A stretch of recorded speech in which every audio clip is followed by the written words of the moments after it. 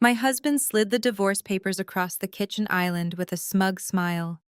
Accept my mistress into our home, or sign these, and I will leave you with absolutely nothing. He leaned back, waiting for me to break down and beg.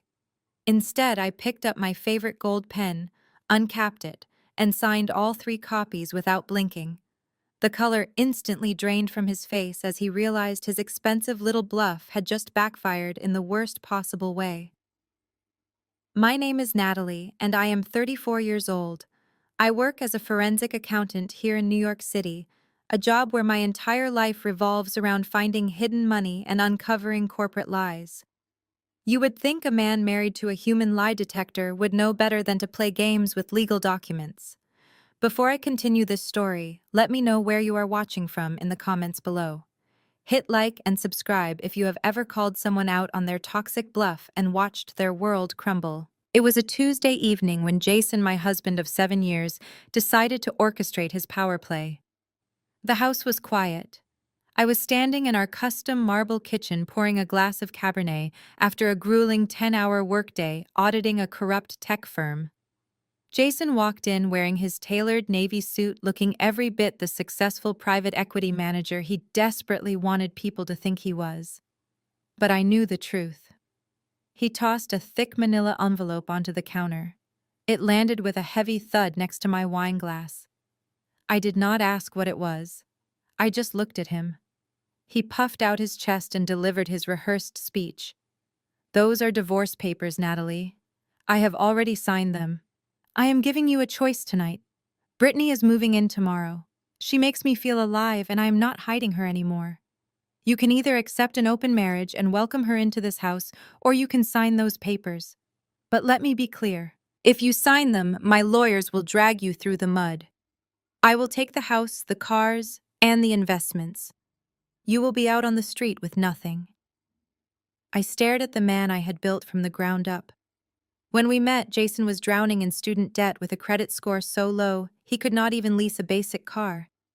I spent years fixing his finances, leveraging my own flawless credit to get the initial loans that started his precious private equity firm. He actually believed his own delusion. He thought he held all the power in this dynamic. He expected tears.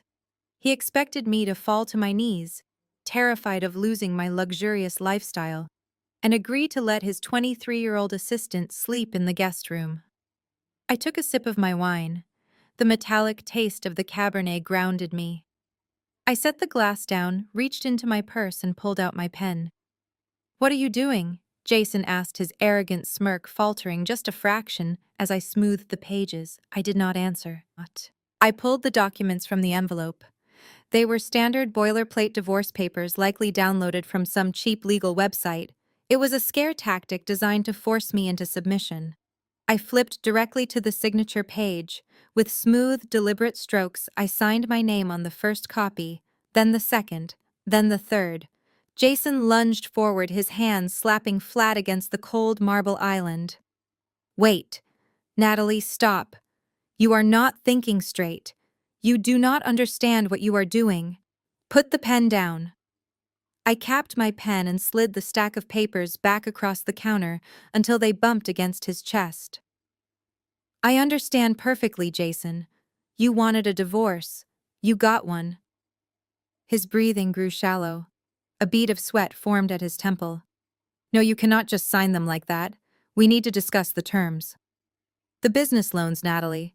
The bank is reviewing the $10 million expansion loan tomorrow morning. They absolutely need your signature as the legal guarantor or the whole deal falls apart." I smiled a cold, terrifying smile that I usually reserved for embezzling executives.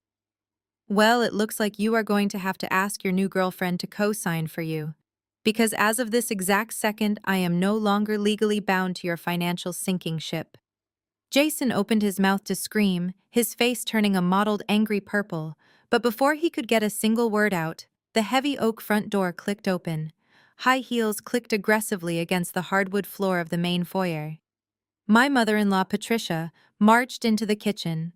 Right behind her was Brittany dragging 2 oversized pink designer suitcases. Patricia had a triumphant, cruel smile plastered across her wrinkled face, clearly expecting to find me sobbing on the kitchen floor while her precious son laid down the law. Instead, she found me sipping my wine, holding the signed divorce papers, and ready to start an absolute war. Patricia stopped dead in her tracks. Her heavily Botoxed forehead attempted to form a frown of confusion as her eyes darted from my calm demeanor to Jason's terrified face. She adjusted her designer silk scarf, puffing out her chest. "Well, I suppose the trash is finally taking itself out," Patricia sneered, her voice dripping with the elitist venom I had endured for 7 years. "I told Jason from the very beginning that marrying a girl from a working-class neighborhood in Queens was a mistake.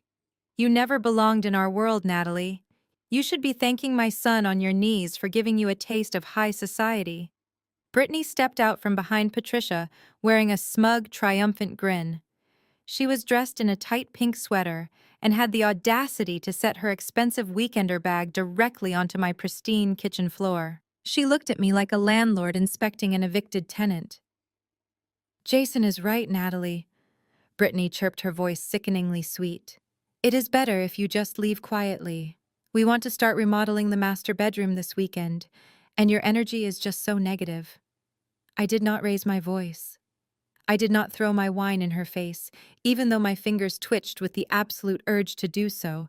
Instead, I leaned against the marble counter and let out a soft, genuine laugh. The sound echoed sharply in the large kitchen, completely unsettling both women. Jason took a desperate step toward his mother, his hands raised in a sheer panic. "Mom, shut up. Do not say another word. Brittany, take your bags and wait in the car right now." Patricia swatted Jason's hand away, clearly misunderstanding his intense panic. "Oh, let her speak, Jason. What is she going to do? She has nothing. You made her. Before you took pity on her, she was just some number-crunching nobody drowning in student loans. You gave her this massive house, those luxury cars, and a lifestyle she could only dream of. It was almost poetic how entirely wrong she was." Patricia was right about one specific thing. Someone had been rescued from absolute financial ruin when we first met. It just was not me. I looked Patricia dead in the eyes. "Is that the bedtime story he told you?" I asked, keeping my tone perfectly conversational and light. "That he rescued me from poverty? Did he happen to mention that when we started dating, his personal credit score was so abysmal, he was being denied basic checking accounts? Did he tell you about the mountain of high-interest credit card debt I paid off using my own corporate salary just so he would not have to declare bankruptcy at 28 years old?" Patricia scoffed loudly, crossing her arms defensively. "That is a ridiculous lie. Jason is a recognized financial genius. He manages a highly successful private equity firm." I nodded slowly, taking another sip of my wine. "Yes, he manages it. But I funded it. I secured the initial seed money. I co-signed every single commercial lease, including the one for his fancy corner office downtown, because absolutely no bank would touch him without my pristine financial history backing his name. And this house, the one Brittany desperately wants to remodel, the mortgage is entirely in my name. Patricia." Brittany's smug smile began to slip rapidly. She looked at Jason for reassurance, but Jason was pacing the length of the kitchen, frantically rubbing the back of his neck, his face pale and slick with nervous sweat. I picked up the 3 copies of the signed divorce papers and walked slowly around the kitchen island.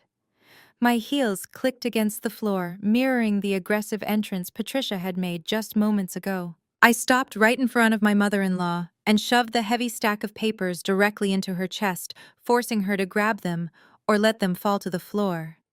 "Here you go, Patricia," I said cheerfully. "Your precious boy wanted a divorce and I gave it to him. Fast, efficient, and completely legally binding." Patricia looked down at the documents, her arrogant expression returning as she saw my fresh ink signature. "See?"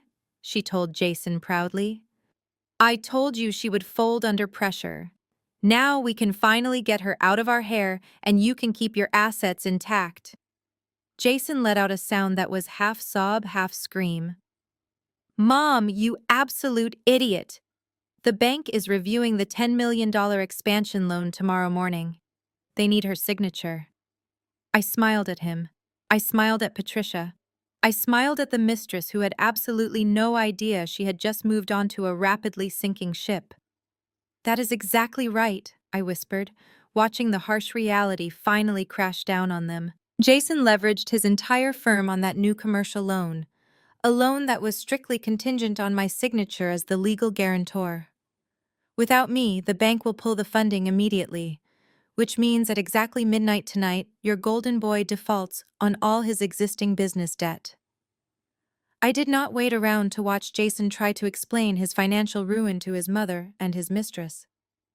I turned my back on them, leaving the kitchen in dead silence, and walked up the grand curved staircase. I walked into the master bedroom, the room Brittany had just gleefully announced she was going to remodel, and pulled my sleek carry-on suitcase from the closet. I did not bother packing the designer dresses or the expensive jewelry Jason had bought me over the years to assuage his own guilt. I packed my laptop, my financial ledgers, my passport, and enough comfortable clothes to last a few days. Heavy footsteps pounded up the stairs. Jason burst into the bedroom, his face slick with sweat. His previous arrogance had vanished, replaced by a desperate, ugly rage. He pointed a shaking finger at me as I zipped up my suitcase. "You are not going anywhere," he screamed. "You think you can just sign a piece of paper and walk away? I am the one who built this life. I will call the bank right now and freeze every single credit card in your wallet. I will freeze the joint checking accounts. You will not even be able to book a hotel room tonight. You will be sleeping in your car." I pulled the handle of my suitcase up and walked past him. Jason grabbed my arm, trying to stop me, but I ripped it out of his grasp with a fierce glare that made him step back. I walked out to the landing at the top of the stairs. Down below, Patricia and Brittany were huddled together in the foyer, looking up at us with wide, panicked eyes. I pulled my cell phone from my pocket and unlocked the screen. "You cannot freeze my credit cards, Jason," I said loudly, ensuring my voice carried down the stairs. "Because those are my credit cards. You are just an authorized user." An authorized user I removed from all accounts during my lunch break today. But speaking of freezing things, I think you need a quick reminder about who actually owns the infrastructure of this beautiful estate you plan to keep. I opened the smart home application on my phone. Jason had always loved the fact that our house was fully automated, boasting to his friends about the state-of-the-art technology. But because his credit was garbage when we bought the system, the master administrative account was registered strictly under my email and my biometric data. First, I tapped the screen to turn off the main water valve. A soft mechanical clunk echoed through the walls as the pipes depressurized. Next, I accessed the central HVAC system and disabled the thermostat, locking it completely. The gentle hum of the central air conditioning died instantly. Jason stared at me, his chest heaving slowly, realizing what I was doing. "Natalie, do not do this," he warned, his voice shaking. Finally, I opened the security tab. I initiated a system-wide lock on all the exterior smart doors and gates, changing the master passcode. Then I pressed the master power disconnect. The entire house plunged into absolute darkness. The massive crystal chandelier above the foyer went black. The exterior landscape lighting shut off. The only illumination came from the pale moonlight filtering through the large windows and the cold glow of my phone screen. Patricia shrieked in the dark downstairs, clinging to Brittany. "Good luck with the remodel," I said. I navigated the dark stairs perfectly, knowing every inch of the home I had paid for. I pushed past Patricia and Brittany, who were fumbling blindly in the foyer, and manually unlocked the heavy front door. The cool night air hit my face, bringing an immediate sense of absolute freedom. I walked down the long driveway toward my car. The estate looked like a massive dead tomb behind me. As I reached for my car door handle, a shadow detached itself from the large oak tree near the gate. I flinched, my hand instinctively reaching for the pepper spray in my purse. "Relax, Natalie," a deep, calm voice said. "It is just me." Jamal stepped into the moonlight. My brother-in-law was a brilliant architect, a quiet and observant African-American man who had endured years of subtle disrespect from Patricia and Rachel. He always kept his head down at family gatherings, choosing to observe rather than engage with their toxicity. I had always respected him, but we rarely spoke alone. Jamal looked back at the pitch-black house and let out a soft, appreciative chuckle. That was a beautiful exit. But you are going to need more than just a dark house to take him down. He reached into his leather jacket and pulled out a small metallic flash drive.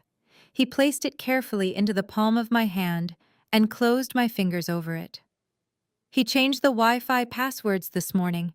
Jamal whispered, a sharp, dangerous smile appearing on his face. But he forgot I was the one who hardwired the interior security cameras when you two renovated. I backed up the central server before he could wipe it. Burn him. I closed my fingers around the cool metal of the flash drive. Thank you, Jamal, I said quietly. He gave a single curt nod and stepped back into the shadows of the large oak tree, melting away into the darkness. I got into my car, locked the doors, and drove away from the dark, silent estate. I did not shed a single tear as the iron gates closed behind me. Instead, a strange electric sense of exhilaration coursed through my veins. Jason thought he was casting me out into the cold, but he had merely unchained me. I did not drive to a cheap roadside motel or call a friend to sleep on their couch, which was exactly what my arrogant husband probably expected me to do. I merged onto the highway and drove straight into the heart of Manhattan, pulling up to the valet stand at one of the most exclusive luxury hotels in the city. I walked directly to the reception desk, my head held high, and booked their premier penthouse suite for the rest of the week. I paid the exorbitant nightly rate up front using my private corporate account, an account Jason had absolutely no idea existed. The concierge handed me the heavy brass keycard, treating me with the profound respect and courtesy my husband had not shown me in years.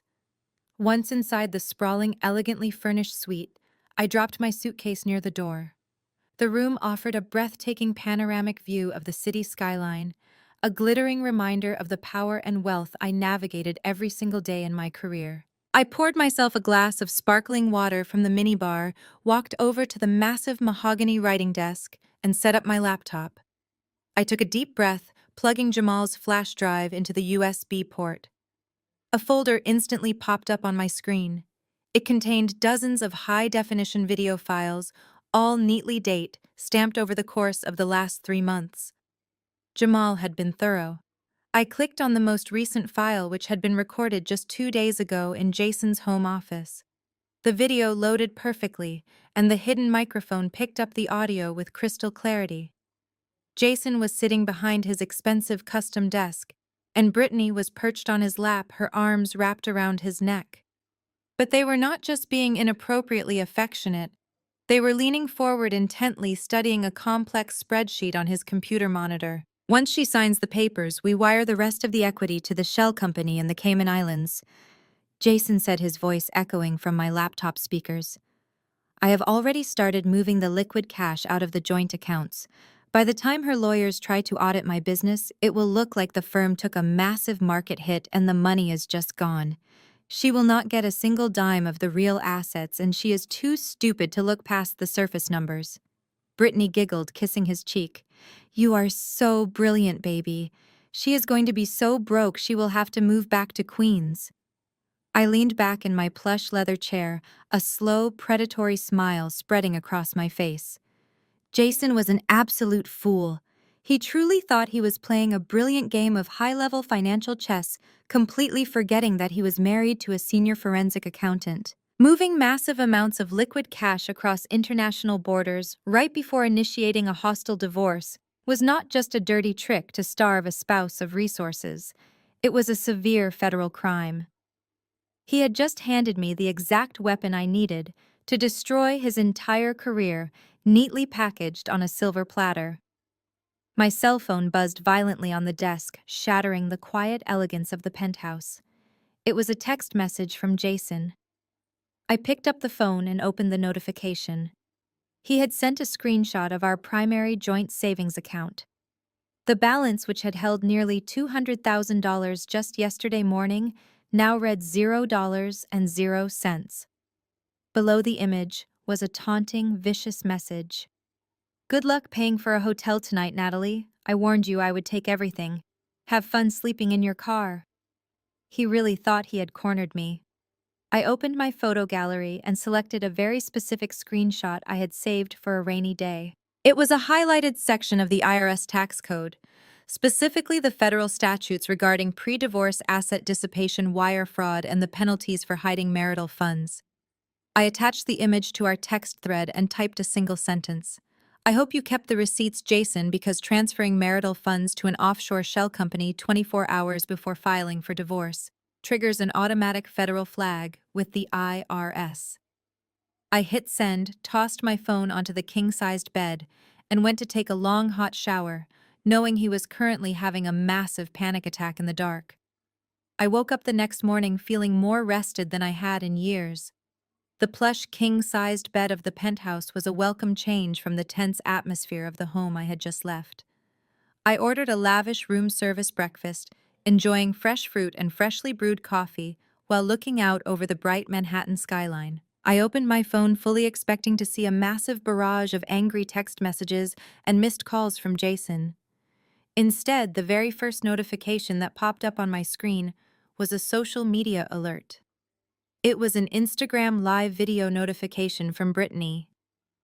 I clicked on her public profile, honestly curious about how they had survived the night without power, water, or climate control. Apparently, Jason had managed to get a noisy emergency gas generator running because Brittany was in the middle of a grand sweeping house tour.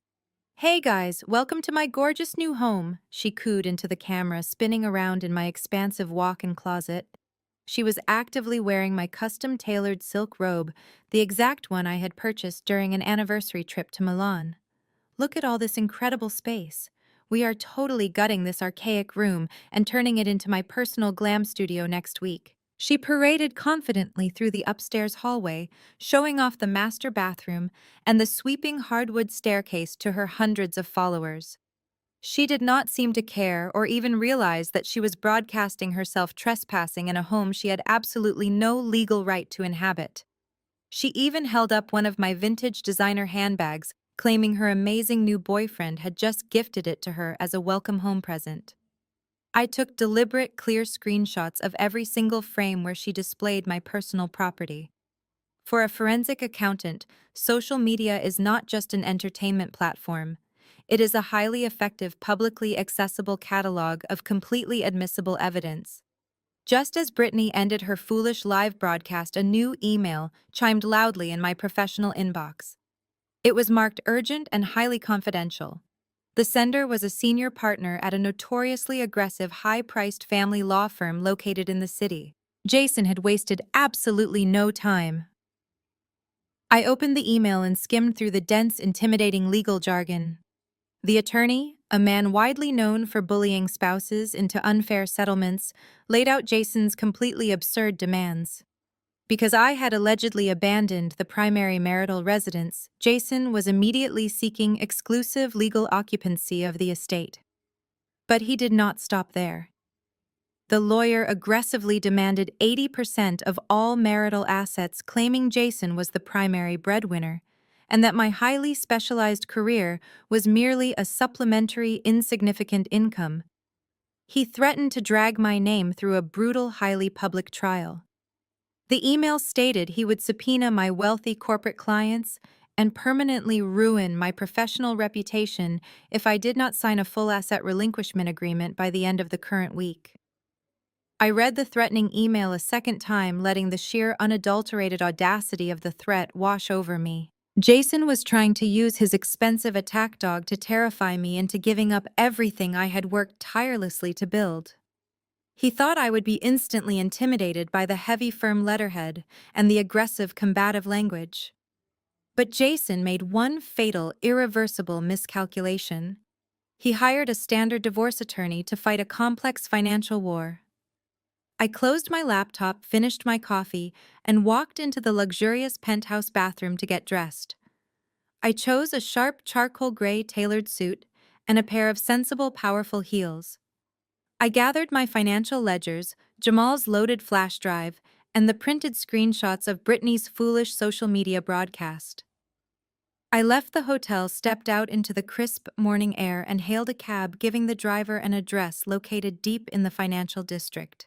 I did not walk into a standard family law practice. I walked into the sleek, intimidating glass lobby of one of the most ruthless corporate litigation firms on the East Coast.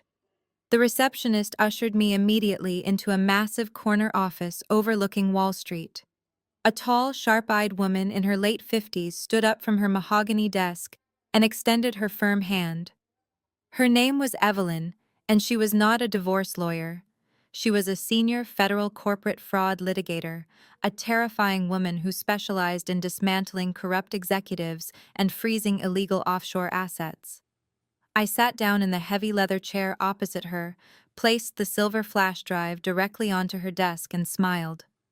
"My husband thinks we are getting a messy divorce," I told her calmly, "but I think we are filing a federal corporate indictment." Evelyn leaned back in her heavy leather chair and let out a sharp bark of laughter. She picked up the silver flash drive, her eyes gleaming with the thrill of a legal bloodbath. "I have destroyed corrupt executives for much less than what is likely on this drive, Natalie. If your husband is moving marital assets to offshore shell companies on the eve of a divorce, he is not just looking at losing his firm. He is looking at a federal prison sentence. We will begin drafting the injunction immediately." I thanked her and stepped out of the office feeling lighter than I had in months. I walked to a quiet upscale coffee shop down the street, ordered an espresso, and opened my laptop. Evelyn was handling the massive federal indictment, but I still had some personal corporate house cleaning to attend to. Specifically, I needed to address the two luxury vehicles currently parked in the driveway of my estate. Jason loved his cars. He drove a customized matte black Porsche Panamera, and he had recently leased a white Porsche Cayenne for Brittany to drive around the city. He constantly bragged to his affluent friends about his expensive taste in automobiles. What he conveniently forgot to mention was that both of those luxury vehicles were leased through my private forensic accounting firm as corporate fleet vehicles. He had convinced me to do it for the tax write-off 2 years ago.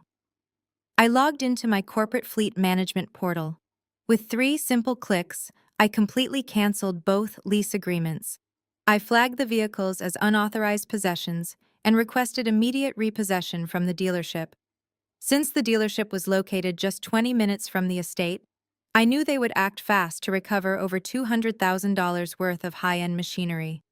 I opened a second tab on my browser and logged into the hidden security camera feed Jamal had wired for me. I clicked on the front driveway camera. The emergency gas generator was humming loudly in the background, providing just enough power for the main floor. Brittany was not letting the lack of central air conditioning ruin her weekend. She had invited a group of her equally shallow friends over for a lavish brunch to celebrate her new status as the lady of the house. Through the high-definition camera feed, I watched them sitting on the front terrace. They were drinking expensive champagne, laughing loudly, and taking endless selfies. Brittany was wearing another one of my expensive silk dresses. She pointed toward the 2 shiny Porsches parked in the circular driveway, clearly bragging to her friends about the wealth she had supposedly acquired. Her moment of triumph did not last long. The heavy iron gates at the bottom of the driveway, which I had permanently unlocked during my exit, swung wide open. 2 massive heavy-duty commercial tow trucks backed slowly onto the property. The loud hydraulic hiss of their brakes completely drowned out the ambient music Brittany was playing on a portable speaker.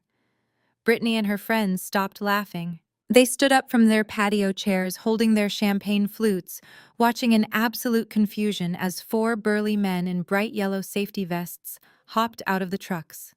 The men did not hesitate. They moved with practiced efficiency, unspooling thick metal cables and attaching them directly to the front axles of the black Panamera and the white Cayenne. I turned up the volume on my laptop. Brittany ran down the front steps, her high heels clicking frantically on the stone pavers. "Hey, what are you doing?" she shrieked, waving her arms wildly. "You cannot take those cars. My boyfriend owns them. Stop touching his cars right now." The lead tow truck driver, A massive man with a thick beard did not even look at her. He pulled a yellow clipboard from his heavy leather belt. "Are you Natalie?" he asked in a bored, monotone voice. Brittany stamped her foot on the driveway. "No, I am Brittany. Jason is the owner. Call Jason right now." The driver checked his clipboard again. "These vehicles are registered to a corporate fleet account owned by a woman named Natalie. The corporate leases were canceled this morning. The owner authorized immediate recovery. If you interfere with the repossession of these corporate assets, lady, I am calling the police." Brittany turned pale. Her friends were standing on the terrace whispering to each other and recording the entire humiliating scene on their cell phones. Brittany pulled out her phone, her hands shaking violently, and began frantically dialing Jason's number. She screamed into the phone as the heavy hydraulic winches engaged with a loud mechanical grinding noise. I took a slow, satisfying sip of my espresso. I watched through the camera feed as Jason's prized dual Porsches were dragged forcefully onto the flatbeds and driven away, leaving his mistress crying in the driveway in front of her extremely judgmental friends. My espresso was still warm when my cell phone began to vibrate violently across the small cafe table. I glanced at the screen. The caller ID flashed Jason's name in bold letters. He had finally received the frantic phone call from his humiliated mistress. I took a deep breath, let the phone ring 3 more times to let his anxiety peak, and then swiped to answer. "Are you out of your completely psychotic mind?" Jason screamed into the receiver. His voice was so loud and shrill that a businessman sitting 2 tables away actually turned his head to look at me. I kept my expression entirely neutral. "Good morning to you too, Jason," I replied smoothly. "I assume you are calling to thank me for handling the corporate vehicle logistics so efficiently." "Do not play games with me, Natalie," he snarled, his breath hitching with genuine panic. "Those tow truck drivers refused to listen to Brittany. They dragged my Panamera away in front of half a dozen people. Do you have any idea how much money I put into custom detailing that car? You had absolutely no legal right to touch those leases." I set my coffee cup down and leaned closer to the phone. "Actually, Jason, I had every legal right. Those vehicles were registered to my forensic accounting firm. You were merely an authorized driver under a corporate umbrella policy that I terminated at 9 o'clock this morning. If you wanted to keep the cars, you should have leased them under your own private equity firm. Oh wait, you could not do that because your business credit is currently circling the drain." He let out a string of vicious curses. He was hyperventilating, entirely unable to construct a logical counter-argument because he knew I possessed the paperwork to prove every single word.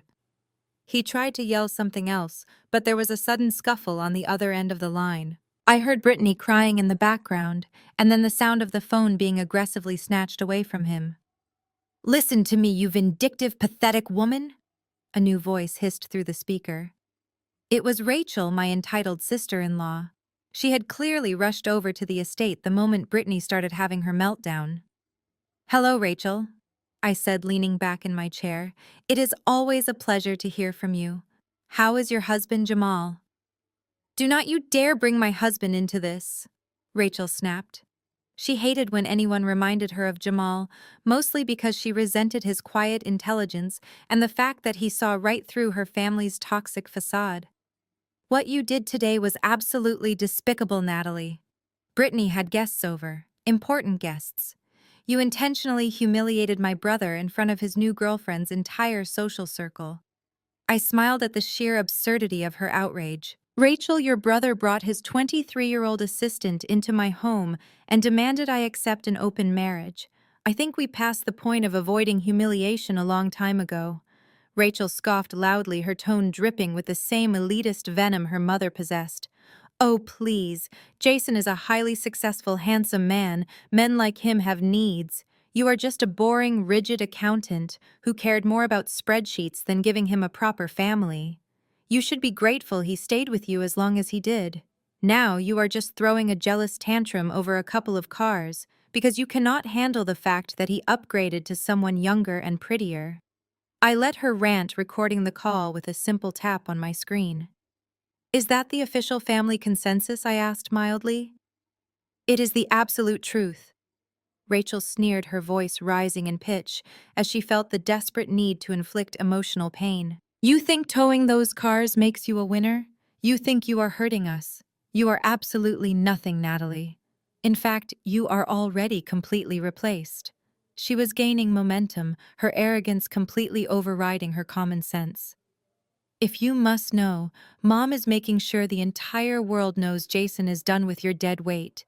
She is hosting a massive exclusive dinner party tomorrow night. We rented out the main dining room at the Oakbrook Country Club. The entire elite social circle will be there, and Mom is officially introducing Brittany as Jason's new partner. I sat perfectly still. The ambient noise of the coffee shop seemed to fade away. So, go ahead and play your stupid little games with the lease agreements. Rachel continued, entirely unaware of the massive tactical error she had just made. We will be drinking vintage champagne and celebrating Jason's new life tomorrow night, while you sit alone in some depressing hotel room. Do not ever call this family again. She slammed the phone down, disconnecting the call. I lowered my phone from my ear, staring blindly at the blank screen for a few seconds. A slow, genuine smile spread across my face. Rachel had just handed me the exact coordinates for my next strike. The Oakbrook Country Club was not just any venue. It was a very specific piece of real estate that I knew intimately well. I opened my laptop and pulled up my holding company's recent acquisition files, ready to plan my outfit for tomorrow night. I pulled my laptop closer and woke up the screen, my fingers flying across the keyboard as I logged into my secure forensic accounting software. The interface loaded instantly, displaying a complex matrix of financial data, corporate ledgers, and wire transfer histories. I wanted to see exactly how Jason was funding this extravagant lifestyle, especially an exclusive membership at a place like the Oakbrook Country Club. Oakbrook was notorious for its exorbitant fees and incredibly strict admissions board. It was the kind of place where old money families went to drink scotch and judge their neighbors. I ran a targeted search on Jason's private business accounts and cross-referenced them with our recently frozen joint assets. The results popped up in bright red text. Jason had not paid his country club dues with his own money. Just 3 days before he handed me those divorce papers, he had transferred $60,000 from our joint high-yield savings account to prepay his annual membership and secure the main dining room for tomorrow night. He was literally funding his grand societal debut with his mistress, using my hard-earned money. But that was not even the best part. I opened a second window and accessed the encrypted server of my own private investment firm. Jason and his elitist mother loved to parade around Oakbrook, treating the waitstaff poorly and acting like they owned the manicured golf courses. They were completely oblivious to the actual corporate ownership structure of the club. Oakbrook had fallen on incredibly hard financial times 2 years ago, quietly facing bankruptcy. To save the establishment, the board of directors had sold a majority stake to a private holding company. I pulled up the legal acquisition documents. The holding company was Vanguard Horizon Investments. I am the sole founder and managing partner of Vanguard Horizon. I control 65% of the voting shares for the Oakbrook Country Club. Patricia thought she was renting the most exclusive dining room in the city to publicly humiliate me. She had absolutely no idea she was actually renting it from her despised daughter-in-law. I was essentially her landlord. My cell phone vibrated on the desk, interrupting my satisfying discovery. It was an encrypted text message from Jamal. My brother-in-law was currently trapped at the estate enduring a frantic family meeting as Patricia finalized the details for her grand event. I opened the message. Jamal had sent me a series of high-resolution photographs. The first image was the official guest list. Patricia had invited 40 of the most influential people in Jason's social and professional circle. There were wealthy investors, local politicians, and prominent real estate developers. These were the exact people Jason desperately needed to impress if he wanted to secure new funding for his failing equity firm. The second photograph Jamal sent was the meticulous seating chart Patricia had drawn up. She had designed a massive sweeping U-shaped table arrangement. At the very center, the absolute focal point of the room, she had placed herself, Jason, and Brittany. It was a clear, undeniable statement to high society that Brittany was the new, fully accepted matriarch in training. A final text bubble popped up from Jamal. He wrote, "They are planning a massive toast at 8 o'clock to celebrate Jason's new chapter. They are entirely ready to publicly drag your name through the mud to justify his affair. I thought you should know the battlefield layout. Show them who actually owns the war." I stared at the seating chart, my mind working 10 steps ahead. This was no longer just a messy family dispute. This was a highly calculated public relations strike against my reputation. Jason and Patricia wanted to use this dinner to paint me as the villain, ensuring Jason kept his investors happy while he paraded his new trophy around the room. I picked up my cell phone and dialed a private unlisted phone number. It rang twice before a polished voice answered. It was Mr. Harrison, the general manager of the Oakbrook Country Club. I bypassed his standard polite greeting and gave him my corporate identification code. I heard his breath catch in his throat as he realized he was speaking directly to the majority shareholder of the entire property. "Good morning, Mr. Harrison," I said, keeping my voice perfectly calm and authoritative. "I am looking at the event schedule for tomorrow evening. I see a private dinner booked in the main dining room under the name Patricia." "Yes, absolutely, ma'am," he stammered quickly. "A party of 40. We have the premium catering package prepared." "Excellent," I replied. "I will be attending that dinner personally. However, I am not on the guest list, and I require a very specific adjustment to the seating arrangements before the guests arrive." "Do you have a pen handy?" I gave him my exact instructions, ensuring every single detail was arranged to my precise specifications. I thanked him for his discretion and ended the call. Rachel wanted me to sit alone and cry in my hotel room. Instead, I was going to crash their elite dinner party and turn Jason's high society debut into a spectacularly public execution. I stepped out of my black car and looked up at the imposing stone facade of the Oakbrook Country Club. The valet rushed to open the heavy doors, his eyes widening as he recognized me. I wore a stunning emerald green evening gown paired with diamond stud earrings and a quiet confidence that radiated through the lobby. I could hear a string quartet playing in the distance. I walked past the crystal chandeliers, heading straight for the double doors of the main dining room. Two waiters pulled the doors open for me. The room dropped to an absolute dead silence the moment I crossed the threshold. 40 pairs of eyes turned to stare at me. The room was decorated with towering floral arrangements and flickering candles. At the center of the massive seating arrangement sat my soon-to-be ex-husband, flanked by his mother and his mistress. Jason dropped his fork onto his plate with a loud clatter. His jaw actually fell open. Patricia stiffened in her chair, her face turning a dangerous shade of red. But my eyes went directly to Brittany. She was wearing a completely inappropriate red dress. Resting against her collarbone was the custom diamond teardrop necklace Jason had bought for our 5th anniversary. He had taken it from my jewelry box before locking me out. I did not flinch. I showed absolutely no anger.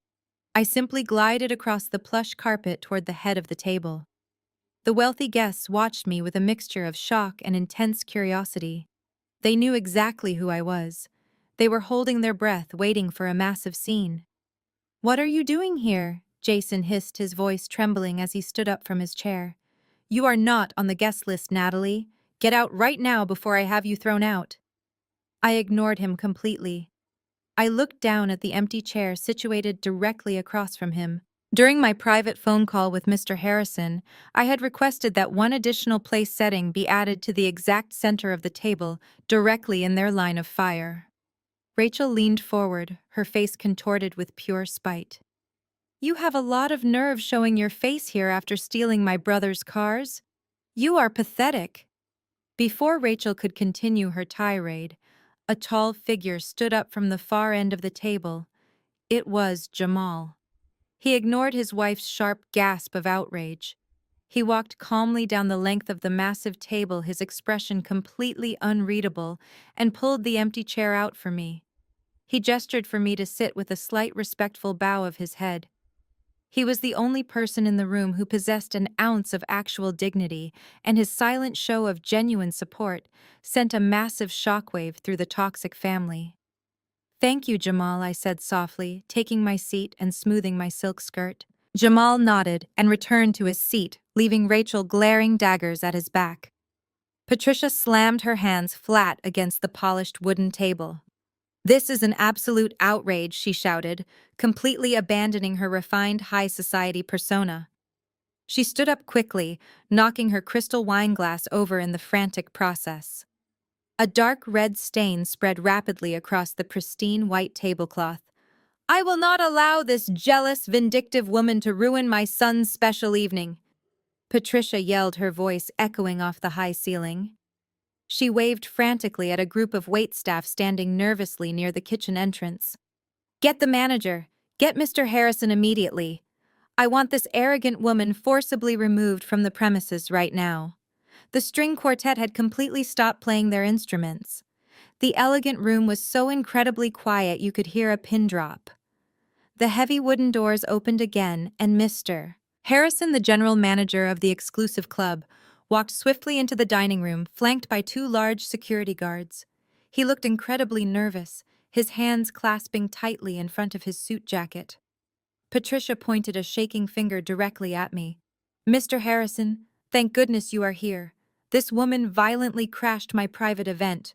Remove her immediately and call the local police for criminal trespassing." Mr. Harrison stopped at the head of the table. He looked at Patricia, then looked down at the floor, beads of sweat forming on his forehead. He cleared his throat loudly, trying to find his courage. "I am terribly sorry, Patricia," Mr. Harrison said, his voice echoing loudly in the silent, tense room. "But I absolutely cannot remove her from the premises tonight or any other night. Natalie is the founder of Vanguard Horizon Investments. She is the new majority shareholder of the Oakbrook Country Club. You are currently sitting in her dining room." Patricia sank slowly back into her chair, her mouth opening and closing like a fish out of water. The rich, vibrant color that had flushed her face just moments ago completely vanished, leaving her looking pale and suddenly very old. Jason stared at Mr. Harrison, then slowly turned his gaze toward me. The murmurs among the 40 elite guests grew into a loud, undeniable buzz. These were ruthless business people, and they instantly understood the massive power shift that had just occurred.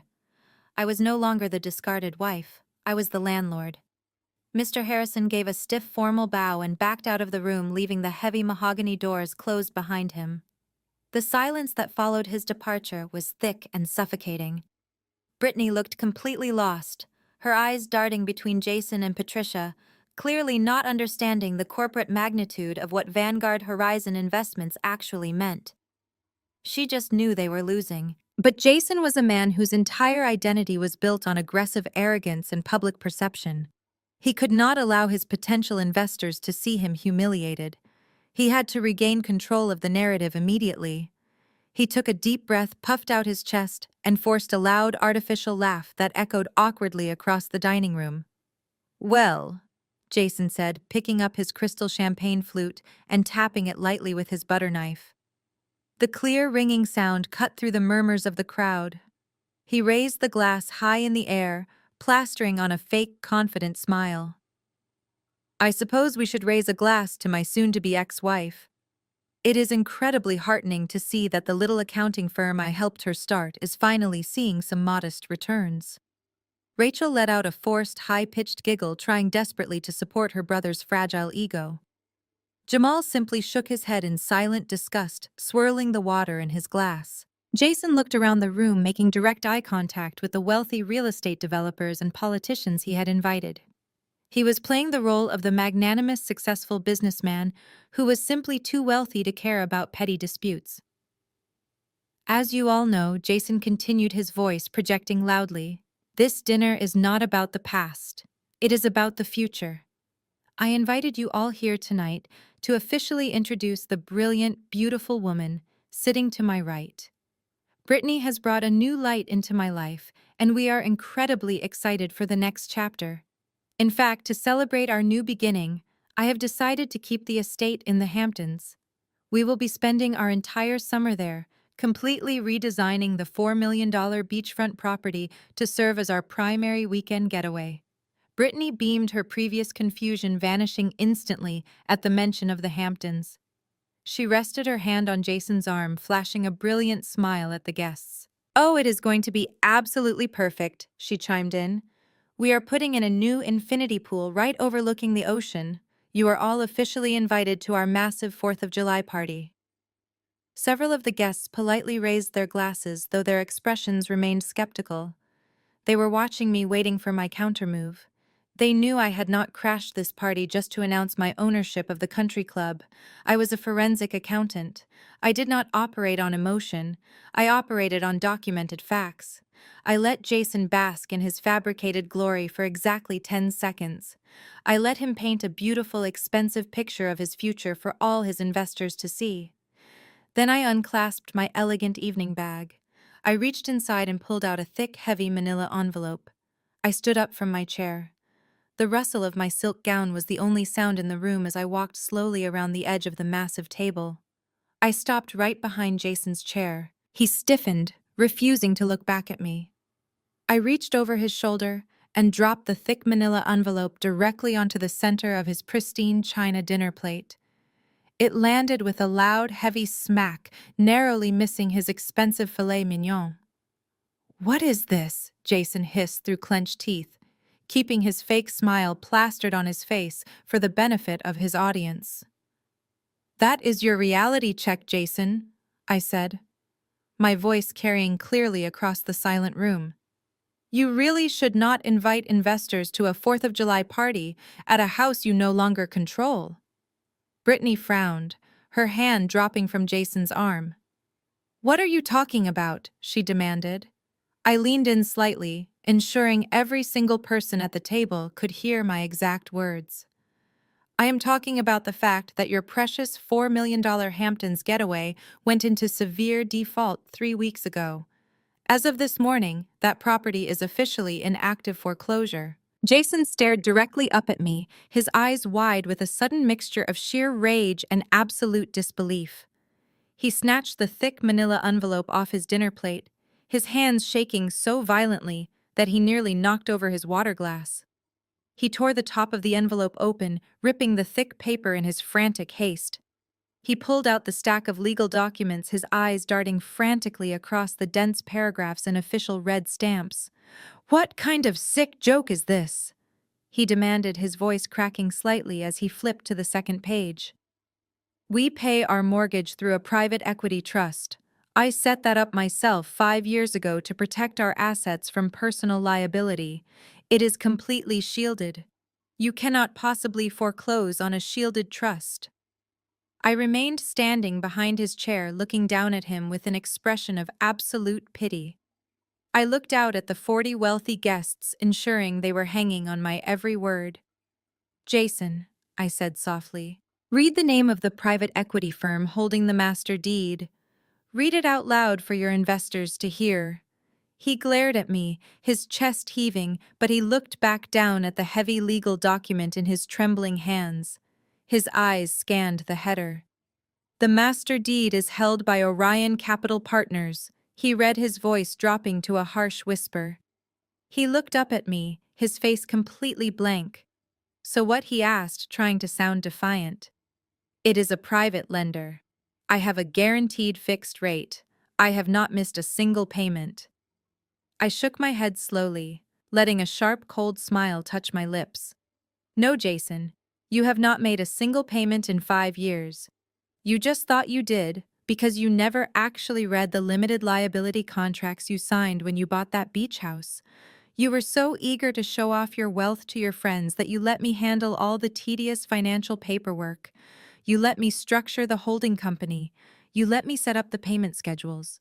And you completely failed to notice that Orion Capital Partners is a subsidiary shell company wholly owned and operated by me." A loud collective gasp echoed through the dining room. Patricia clutched her chest, her mouth hanging open in absolute horror. Brittany sat frozen in her chair, looking like she was suddenly going to be violently physically sick. I quietly bought your debt 5 years ago when your previous firm almost went completely bankrupt, I explained, keeping my tone conversational and light. I became your private bank. I shielded your assets from your other creditors. Yes, but I also structured the mortgage terms to include a very specific, perfectly legal acceleration clause. A clause that triggers immediate default if the primary borrower attempts to move liquid marital assets into offshore accounts without the secondary guarantor's consent. Jason dropped the papers onto the table as if they had suddenly caught fire. He looked like a man who had just stepped on a landmine and finally heard the click. "You set me up," he whispered, his voice trembling with a terrifying realization. "You planned this. You have been waiting for me to make a mistake for 5 years. I did not set you up." "Jason," I corrected him firmly. "I simply built a safety net for myself because I knew exactly who I married. I knew your arrogance would eventually lead you to do something incredibly stupid. I just did not realize your ultimate mistake would involve bringing a 23-year-old assistant into my kitchen and demanding an open marriage. But I suppose I should thank you. You gave me the exact legal leverage I needed to execute the acceleration clause." I walked slowly back toward my seat, letting the heavy silence of the room press down on him. The wealthy investors were now looking at Jason not with respect, but with absolute disgust and pity. He was not a brilliant financial genius. He was merely a catastrophic liability waiting to finally explode. I stopped beside my chair and picked up my elegant evening bag. I stood tall, straightened my shoulders, and looked directly into Jason's terrified, truly desperate eyes. "The default notice is now officially and legally active," I told him, my voice ringing out with absolute, undeniable authority. "The terms of your private mortgage are extremely clear. You have exactly 24 hours to pay the $4 million balance in full. If the entire amount is not wired into my corporate account by 8 o'clock tomorrow night, I will personally seize the property, change the locks, and auction off every single piece of expensive furniture inside. Have an absolutely wonderful dinner tonight, Jason." I turned on my heel, ready to walk out of the silent dining room and leave them to their ruined evening. But before I could take more than 2 steps toward the grand mahogany doors, chaos completely erupted behind me. The heavy silence shattered into a million pieces. The wealthy investors began murmuring loudly, several of them already pulling out their cell phones to undoubtedly cancel any pending meetings with Jason's private equity firm. Jason remained absolutely frozen in his chair, staring blankly at the foreclosure documents scattered across his dinner plate. Brittany was hyperventilating, pressing her hands against her face. "You are a liar," Rachel shrieked, jumping up from her seat so fast that her chair crashed backward onto the plush carpet. She pointed a shaking finger at my back. I stopped and turned around to face my sister-in-law. Rachel marched around the table, her face twisted with a mixture of panic and rage. "Do not listen to a single word she says," Rachel yelled, addressing the bewildered guests before turning her venom back on me. "You cannot just invent a fake shell company and steal my brother's house. That is completely illegal. Jason has the best corporate lawyers in the city. They will rip your pathetic little contract to shreds by tomorrow morning and have you arrested for fraud. You are nothing but a bitter, jealous woman throwing a tantrum because he found someone better." I opened my mouth to calmly correct her, but I did not have to. "Actually, Rachel, she is entirely correct," a deep, calm voice echoed across the room. Every single head turned. Jamal slowly stood up from his chair. He calmly buttoned his suit jacket, adjusting his cuffs with practiced precision. Rachel froze, staring at her husband as if he had just grown a second head. "Jamal, what are you doing?" Rachel hissed, her eyes wide with shock. "Sit down and shut up." Jamal did not sit down. He looked directly at Jason, his expression one of profound disappointment, and then he looked at the wealthy investors seated around the table. "As a licensed architect who deals extensively with commercial real estate law, I can assure you that an acceleration clause triggered by the unauthorized transfer of marital assets is standard practice in high-yield private lending," Jamal stated, his voice projecting with effortless authority. If Jason failed to disclose his offshore wire transfers to his primary lien holder, which happens to be Natalie's firm, he breached the fiduciary covenant. The foreclosure is not just legal, it is ironclad. Rachel gasped, taking a step back from her husband. "Are you taking her side?" she demanded, her voice rising to a hysterical pitch. "You are my husband. You are supposed to defend this family." Jamal looked at Rachel, his eyes completely devoid of the quiet submission she had demanded from him for years. "I am defending the only person in this room who actually understands the law, Rachel. Your brother played a stupid game with a brilliant accountant, and he just lost everything. I refuse to attach my professional reputation to his sinking ship." Jamal picked up his napkin, placed it neatly on the table, and walked over to stand right beside me. He had publicly severed his ties with their toxic dynamic right in front of the elite social circle Patricia desperately wanted to impress. The guests were actively whispering now. A prominent real estate developer sitting near the front stood up, threw his napkin onto his plate, and walked out of the room without saying a single word to Jason. The mass exodus was beginning. Patricia suddenly realized her entire world was collapsing. Her social standing, her son's career, and her pristine reputation were burning to the ground in real time. She scrambled up from her chair, nearly tripping over her own expensive gown. "Wait! Natalie, please!"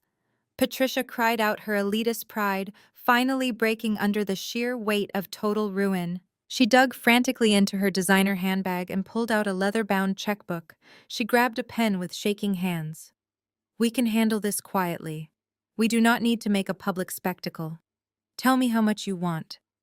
I will write you a check right now to drop this ridiculous foreclosure and walk away. Name your price." I looked at the desperate woman holding her checkbook out to me like a shield.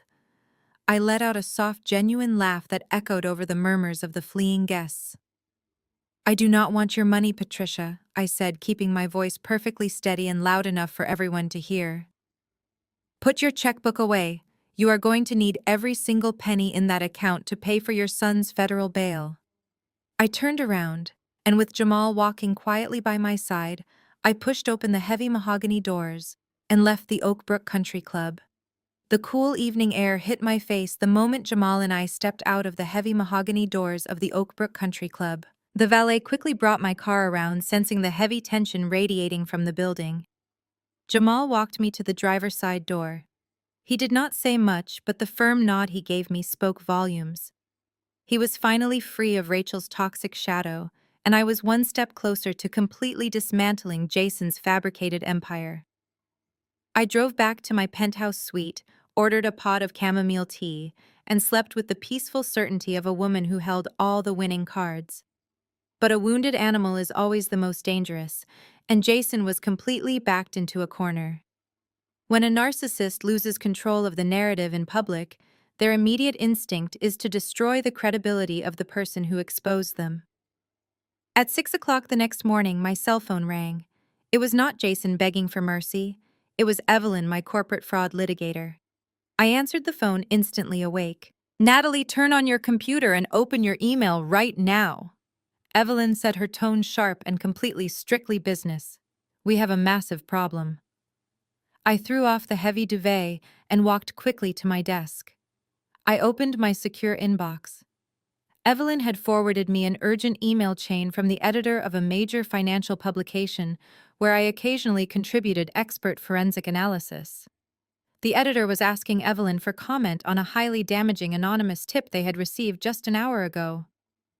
I opened the attached files. Jason had been busy during the night. He had fabricated dozens of financial ledgers and internal memos, painstakingly formatting them to look exactly like Vanguard Horizon Investments' official documents. The fake documents painted a highly illegal picture. They falsely claimed that I had been embezzling millions of dollars from my own high-net-worth clients to secretly purchase Jason's debt and fund my lavish lifestyle. "This is a classic smear campaign," Evelyn warned through the phone. "The editor is holding the story for 24 hours because they respect your previous work, but these documents look incredibly authentic to the untrained eye. If this leaks to the wider press, your firm will face an immediate federal audit. Your clients will pull their money by tomorrow afternoon. He is trying to completely destroy your professional reputation so the courts will invalidate your foreclosure on his beach house. He wants to make me look like a bitter, corrupt ex-wife, I replied, staring at the fabricated spreadsheets. Exactly, Evelyn said. Do you want me to draft an aggressive cease and desist letter? No, I said softly, my eyes scanning the digital borders of the attached PDF files. A cease and desist letter implies we are scared of the contents. Tell the editor to hold the story for exactly 2 more hours. I am going to prove these are forged. I hung up the phone and cracked my knuckles. Jason fancied himself a financial genius, but he was fundamentally lazy. He relied on his aggressive personality to bully people, completely ignoring the meticulous details of actual corporate warfare. He thought he could just save a fake spreadsheet as a PDF and send it from an encrypted anonymous email service. He completely forgot that every digital document carries an invisible, indelible footprint called metadata. I uploaded the fake files into my firm's highly specialized digital forensic extractor. While standard investigators look at the numbers on the page, I look at the code behind the page. The software immediately began stripping away the layers of the documents. I watched the progress bar inch across my screen, sipping my black coffee. 10 minutes later, the extractor spit out a comprehensive diagnostic report. Jason had used a commercially available converter to generate the files. But because he was in a desperate panic to ruin me, he had not scrubbed the author tags. The initial document creation timestamp showed it was generated at 3 o'clock this morning. I dug deeper into the raw header data of the anonymous email the publication had forwarded to Evelyn. An encrypted email service masks your identity to the average user, but it still has to route through a physical server. Using a traceroute protocol, I bypassed the first 2 proxy servers and isolated the originating IP address. The numbers flashed across my screen. I cross-referenced the IP address with a public registry database. The result popped up instantly, bringing a massive triumphant smile to my face. The anonymous email designed to destroy my federal career had not been sent from a coffee shop or a public library. The IP address was hardwired directly to the private internal network of Jason's own equity firm. He had literally committed felony corporate defamation and cyber forgery from his own office desktop. I immediately sent the extracted IP data and the timestamp logs directly to my corporate litigator. She replied within 30 seconds, confirming she was attaching the digital evidence to our federal injunction. Jason's desperate attempt to ruin me had just handed the authorities the exact proof they needed to seal his criminal indictment. While I was finalizing his legal destruction from my luxurious penthouse, Jason was facing a completely different kind of nightmare back at the dark, powerless estate. His carefully constructed world of immense wealth and limitless privilege was rapidly crumbling, and the massive cracks in his facade were finally becoming too obvious for his young mistress to ignore.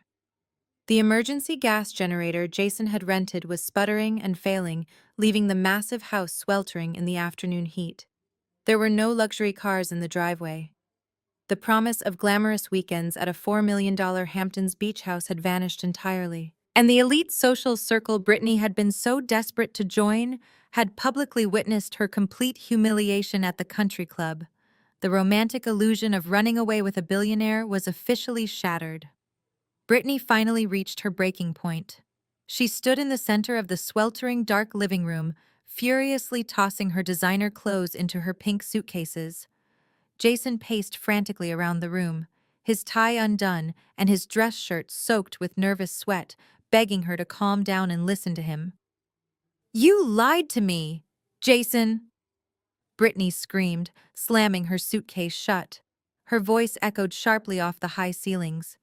"You told me she was just a pathetic accountant and that you controlled all the money. But she took the cars. She took the country club. She took the beach house.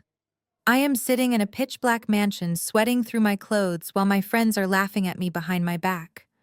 I am not doing this anymore." Jason lunged forward, grabbing her hands. "Baby, please just give me a few days," he pleaded, his voice cracking with sheer desperation. My lawyers are going to fix this. I am going to crush her in court. You just have to be patient. Brittany ripped her hands away from him, her expression hardening into absolute disgust. She was no longer playing the sweet, naive assistant. She was looking out for her own survival. I am not waiting for anything, Jason. You promised me a luxury lifestyle. You promised me that private two-bedroom condo in Tribeca. I want it now. She pointed a manicured finger directly at his chest. You are going to buy me that condo today. In cash. And it is going to be in my name only. If you do not have the keys in my hand by 5 o'clock this evening, I am calling an Uber. I am going back to my ex-boyfriend, and I am telling everyone at the firm exactly how broke you really are. Jason stared at her in absolute horror. He was completely trapped. His entire massive ego was tied to keeping Brittany. Leaving his successful marriage for a younger woman was supposed to be his ultimate power move. If she left him now after he had blown up his entire life and humiliated his family, he would look like a colossal, catastrophic failure. He simply could not let her walk out that door. Okay, Jason said, his breathing shallow and rapid. Okay, I will get the condo. I will get the cash today. Just do not leave. Unpack your bags. Brittany crossed her arms, a cold, triumphant smirk returning to her face. I will unpack when I see the keys, Jason. You have until 5. Jason ran out of the room and locked himself in his sweltering home office. He pulled out his laptop and frantically began checking his accounts.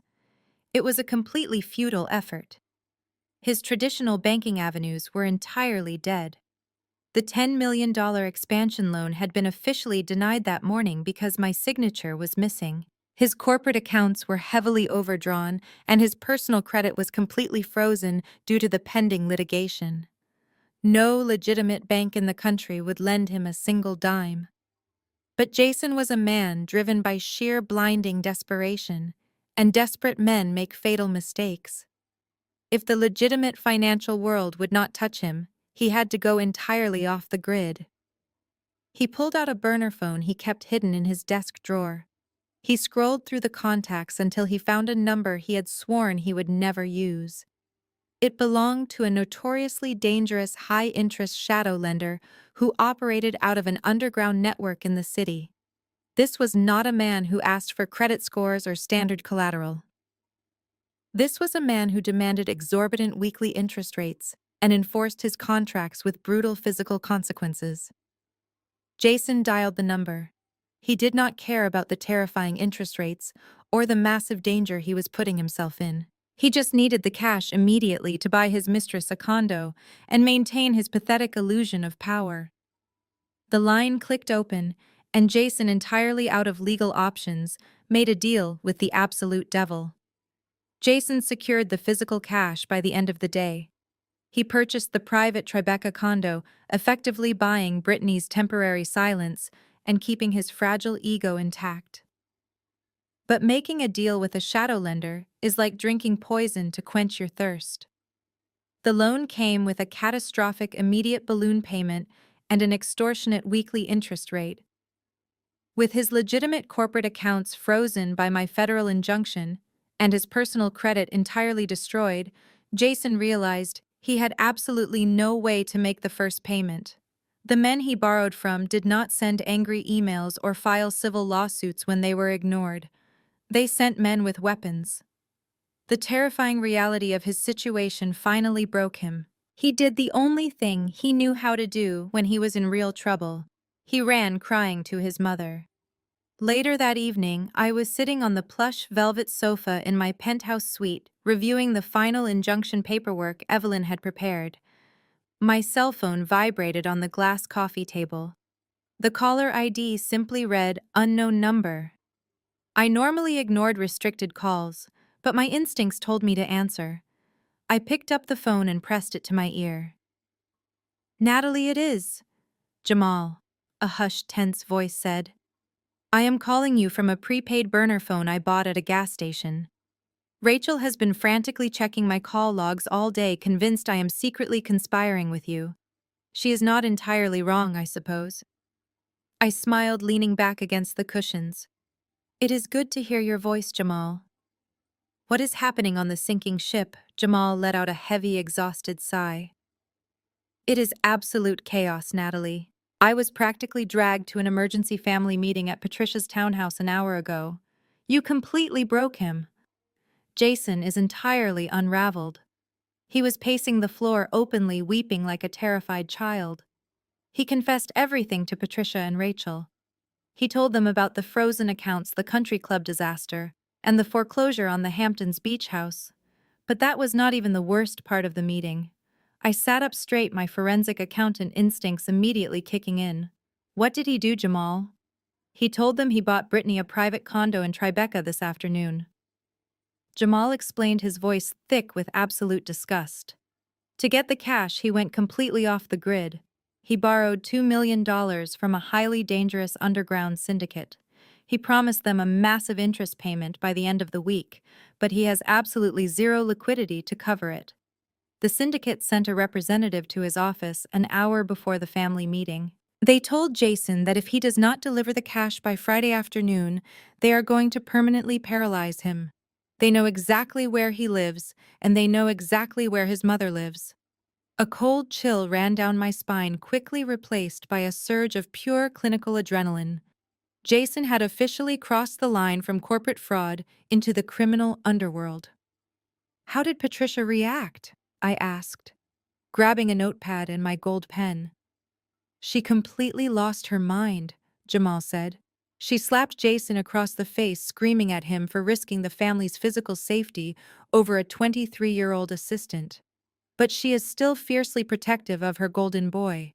She immediately started calling her personal bankers to try and secure an emergency line of credit to pay off the syndicate. But because you expertly tied up Jason's corporate assets and triggered the federal flags, every single bank refused to issue an unsecured loan on such short notice. Her personal trusts require a 30-day waiting period to liquidate, so they are out of options, I stated, writing down the timeline on my notepad. Jason is going to default on a shadow loan. No, Jamal whispered, his voice dropping even lower. They are not out of options. They are just out of legal options. You know, Patricia is still the managing trustee for her late husband's old manufacturing company, right? I frowned, my mind quickly pulling up the financial architecture of the family's wealth. Yes, I said. Jason's father left behind a mid-sized steel manufacturing plant in Ohio. Patricia sits on the executive board, but she does not own the liquid capital. She does not own it, Jamal agreed, but she has executive access to the company's employee pension fund. I sat in the corner of the room and watched my mother-in-law make the most despicable decision of her entire life. Natalie Patricia has agreed to illegally leverage the retirement fund of 300 working-class families. She is going to drain the pension accounts tomorrow morning, wire the money to an offshore shell company, and use it to bail Jason out of his shadow loan. I let out a slow breath, the sheer magnitude of Patricia's arrogance finally settling over me. She was willing to destroy the financial futures of 300 hardworking employees just to protect her son from the consequences of his own infidelity and greed. It was despicable. It was evil. But from a purely legal standpoint, it was the final inescapable nail in their collective coffin. Jamal, I said, keeping my voice incredibly calm. I need you to listen to me very carefully. Do not say a word to stop them. Do not try to reason with Rachel, and do not try to warn Patricia. Let them sign the authorization papers tomorrow morning. There was a long pause on the other end of the line. Natalie, Jamal said, his voice laced with genuine concern. We are talking about millions of dollars belonging to innocent people. If she wires that money to a shadow syndicate, those families lose their entire retirement. I cannot just stand by and watch her steal from factory workers. They are not going to lose a single dime, I promised him, because the money is never going to reach the shadow lender. Jason has to route the funds through a digital offshore shell company first to wash the origin of the cash. The moment Patricia authorizes that initial wire transfer from a federally protected pension fund to an unregistered offshore entity, it ceases to be a family problem. It becomes a massive federal crime. I just need them to hit send. Jamal let out a sharp breath, finally understanding the true depth of the trap I had laid. You are going to freeze the transfer mid-transit. Exactly, I said. Just keep your head down, Jamal. Let them think they have won. I will handle the rest. I hung up the burner phone and immediately opened my laptop. I did not sleep that night. I spent the next 8 hours building a customized digital surveillance net. Because I had previously audited Jason's father's manufacturing company during our marriage, I already knew the exact routing numbers and institutional identifiers for the Employee Pension Trust. I linked my forensic software to the Global Banking Transaction Registry, setting up an alert system that would trigger the second a massive withdrawal was initiated from those specific accounts. By 8 o'clock the next morning, my penthouse suite looked like a high-tech command center. I had 3 monitors running simultaneously, displaying lines of financial data and real-time banking nodes. I was wearing a comfortable silk robe, sipping my third cup of black coffee, and waiting for the elite banking branches to open their doors for the day. At exactly 9:15, the first alert flashed bright red across my center monitor. Patricia had not wasted any time. She had walked right into her private bank, leveraged her executive authority, and bypassed the standard security protocols, using her status as the widow of the company founder. My software tracked the initial movement. $2.5 million was suddenly liquidated from the primary pension holding account. I watched the screen intently, my heart beating in a steady, calculated rhythm. The money sat in a temporary holding queue for exactly 4 minutes. Jason and Patricia were probably standing in the bank manager's office, holding their breath, waiting for the clearance. Then suddenly, the digital dam broke. The funds began to move. But Patricia did not send the money directly to Jason's domestic accounts, because she knew those were currently locked down by my federal injunction. Instead, she followed Jason's desperate instructions. She initiated an international wire transfer routing the stolen pension money toward a numbered shell account located in the Cayman Islands. It was the exact same offshore account Jason had been using to hide our marital assets. They were so completely blinded by their utter panic that they entirely ignored the most basic rule of modern global corporate finance. You cannot secretly move millions of dollars across international borders in the digital age. Every single transaction leaves a permanent, glowing electronic footprint. The bright blue progress bar on my computer screen filled rapidly as the global banking network processed the massive international wire. I waited until the absolute final confirmation node turned green. The money officially left United States soil and landed directly in Jason's offshore account. The crime was now fully executed, documented, and completely irreversible. I smiled, taking a slow sip of coffee. I highlighted the massive string of alphanumeric characters representing the master transaction ID. I copied the data, opened a secure encrypted portal connected directly to the Federal Banking Commission, and pasted the transaction ID into an urgent fraud report. I hit submit, instantly alerting federal authorities that a massive embezzlement of a protected pension fund had just occurred. The Federal Banking Commission does not operate like local law enforcement. When an alert of that magnitude enters their highly sophisticated system, it triggers an immediate silent lockdown of the suspected accounts and a massive internal investigation. The gears of justice had started turning rapidly, but Jason remained completely oblivious. He believed his offshore wire transfer was a brilliant, untraceable success. He had successfully delivered the physical cash to the Shadow Syndicate, effectively saving his own kneecaps from being shattered, and he truly believed he had finally outsmarted me.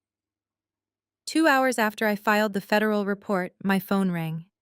It was Jason's aggressive divorce attorney demanding an immediate mandatory settlement meeting at his prestigious firm. The attorney claimed Jason had successfully restructured his finances overnight and was ready to offer a final, highly generous buyout to expedite the divorce process and nullify my foreclosure on the Hamptons property. I agreed to the meeting without a single argument. I dressed in a sharp black business suit, gathered my purse, and hailed a cab to the law firm. When I walked into the expansive glass-walled conference room, Jason was sitting at the head of a massive mahogany table. The panicked, weeping coward Jamal had described the night before was completely gone. Jason had his expensive suit jacket draped casually over the back of his leather chair. He was leaning back, his hands steepled under his chin, wearing a sickeningly arrogant smirk. His high-priced divorce attorney sat right next to him, looking incredibly confident with a thick stack of settlement documents resting on the table. "Please have a seat, Natalie," Jason said, gesturing broadly to the empty leather chair across from him. He looked exactly like a man who had just won the lottery. He had absolutely no idea he was sitting on a ticking federal time bomb. I took my seat and folded my hands neatly on the polished wood. I did not say a word. I just waited for him to perform his final act of unearned arrogance. Jason leaned forward, resting his elbows heavily on the table. "Listen, Natalie. I know the last few days have been highly emotional for you.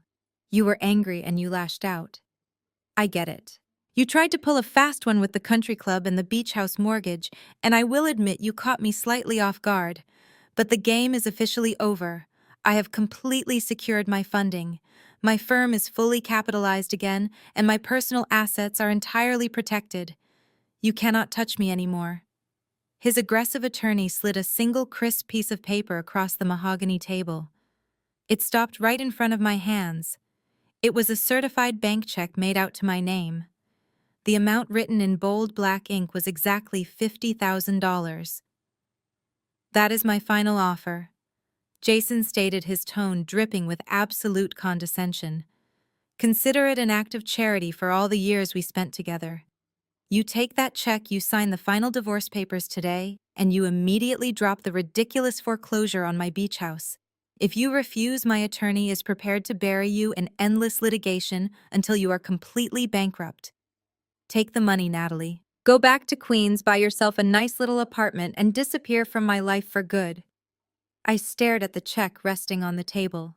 $50,000. He had just stolen $2.5 million from hard-working factory workers, jeopardizing hundreds of innocent families, and he thought he could buy my silence and my compliance with a pathetic fraction of his stolen wealth. He truly believed his own lies. He believed he was invincible. I looked up from the check and met Jason's eyes. He expected to see utter defeat. He expected me to reach for a pen and gratefully accept his charity. Instead, I gave him a smile that was so cold and completely devoid of emotion that his arrogant smirk began to falter. I did not touch the check. I did not even look at his high-priced attorney. I simply reached into my black leather purse and pulled out a small cylindrical Bluetooth speaker. I placed the speaker precisely in the center of the heavy mahogany table. I pulled out my cell phone, tapped the screen a few times to pair the device, and turned the volume all the way up to the maximum setting. "What are you doing?" Jason asked, his voice suddenly losing its confident edge. "Are you crazy? I just offered you $50,000 to walk away." I ignored his frantic question. I selected an audio file from the encrypted folder Jamal had given me. I looked Jason dead in the eyes, resting my finger hovering over the screen. "Keep your charity, Jason," I said quietly. "I think you are going to need it much more than I do." I pressed play. A sharp electronic beep echoed from the small cylindrical speaker, followed by a second of muffled static. Then a voice filled the expansive glass-walled conference room. It was high-pitched, overly animated, and unmistakably belonged to Brittany. Before the audio began, I should note that Brittany was actually in the room with us. She had been sitting quietly in a plush leather armchair in the far corner of the conference room, completely ignoring the legal proceedings while scrolling through her social media feed on her phone. Jason had brought her along as a twisted kind of victory lap, wanting her to witness my supposed defeat before he took her out on a massive shopping spree with his newly acquired cash. Now she froze, her perfectly manicured finger hovering over her glowing phone screen. The audio recording was crystal clear, captured flawlessly by the hidden security microphone Jamal had wired into the master bedroom of the estate. I know, baby, just calm down," Brittany's recorded voice cooed smoothly. You do not need to be jealous. He is absolutely disgusting to me. But you have to admit, this is the easiest payday we have ever pulled off. A male voice laughed on the other end of the phone call. It was her unemployed ex-boyfriend, the one she had supposedly left to be with Jason. You actually got him to buy the condo in cash? He asked, sounding genuinely amazed. Of course I did, the recorded. Brittany scoffed loudly. I literally just threw a fake tantrum and threatened to leave him.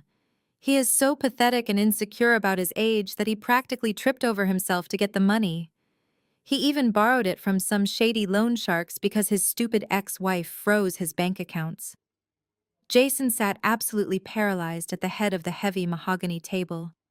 The arrogant, victorious smirk he had worn just seconds ago was completely gone, replaced by a look of sheer, unadulterated horror. His expensive divorce attorney shifted uncomfortably in his seat, his eyes darting between the speaker Jason and the girl sitting in the corner. The attorney was a man who dealt in legal contracts and aggressive negotiations, but hearing his own client was actively involved with violent underground loan sharks made him physically pale. He subtly pushed his chair a few inches away from Jason, wanting absolutely no part of this criminal fallout. So what is the actual exit strategy? The ex-boyfriend asked through the speaker. The timeline is perfectly set, Brittany replied, her recorded voice dripping with malicious glee. He is bringing the rest of the physical cash to the condo on Friday morning to put in the floor safe. He thinks it is going to be our emergency fund. The second he leaves for his office, I am taking every single dollar. We will be on a direct flight to Cabo by Friday afternoon, and he will be left here completely broke dealing with loan sharks, his furious mother, and a federal divorce. She let out a cruel, mocking laugh that bounced off the glass walls of the conference room. He actually thinks I love him. He is such a gullible, arrogant old fool. The recording clicked and went dead. The silence that followed was so thick and heavy, it felt like it could suffocate everyone in the room. I reached out and calmly tapped the top of the speaker, disconnecting the Bluetooth link. I picked it up and placed it back into my black leather purse, the soft snap of the clasp echoing loudly in the quiet room. I folded my hands back on the table, feeling a deep clinical satisfaction. I looked over at Jason. All the blood had completely drained from his face. His skin was a sickening, ashen gray. He looked like a man who had just been violently gutted while wide awake. His breathing became shallow and rapid, his chest heaving under his expensive tailored suit. Every single sacrifice he had made, the destruction of his marriage, the alienation of his family, the massive financial crimes he had committed, had all been for absolutely nothing. He was not a powerful tycoon upgrading his life. He was just an easy, desperate mark who had been expertly conned by a 23-year-old girl. Jason slowly turned his head. His neck moved stiffly like rusty machinery until his gaze locked onto the corner of the room. Brittany was no longer looking at her phone. She was staring at Jason, her eyes wide with absolute blinding panic. Her carefully constructed facade of the adoring, innocent girlfriend had just been completely incinerated in front of the man she was actively robbing. She swallowed hard, her throat bobbing, unable to formulate a single lie to cover up the undeniable truth playing from her own mouth. The reality of her situation crashed down on her. Jason opened his mouth, but no sound came out.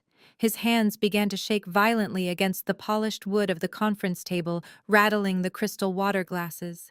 The $50,000 check rested entirely forgotten between us. He realized he had stolen his mother's pension fund for a woman who was actively planning to leave him for dead. Brittany did not try to explain. She did not try to apologize or shed fake tears. Survival instinct took over completely.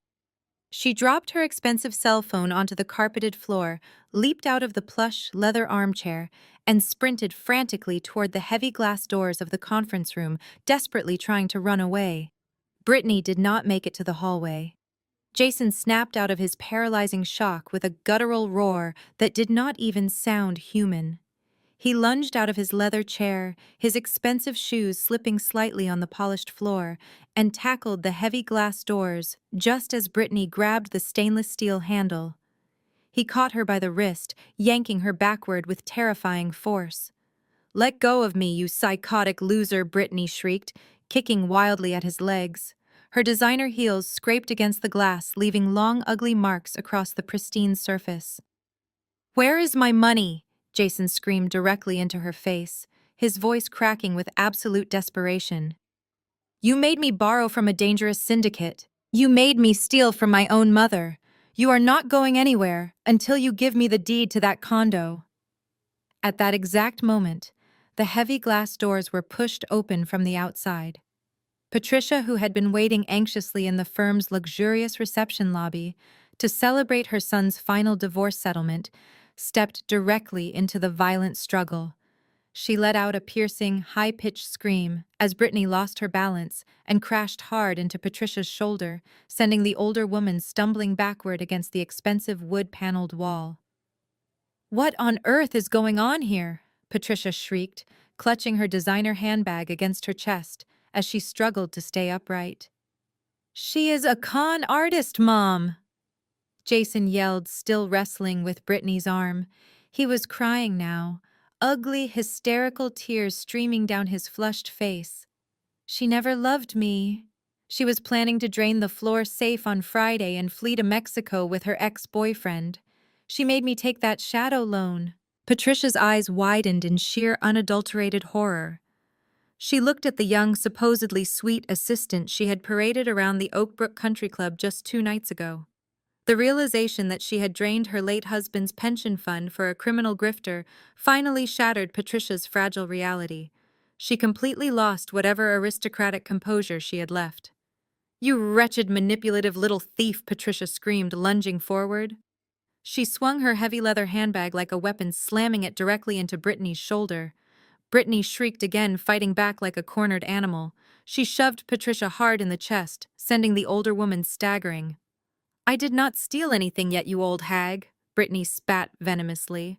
"Your son is just a gullible idiot who wanted to feel young, enjoy dealing with the loan sharks." The high-priced divorce attorney finally shook off his shock. He jumped out of his chair, his face pale and sweating, and physically threw himself between the three of them. "Stop this madness right now," the attorney bellowed, holding his arms out to block Jason.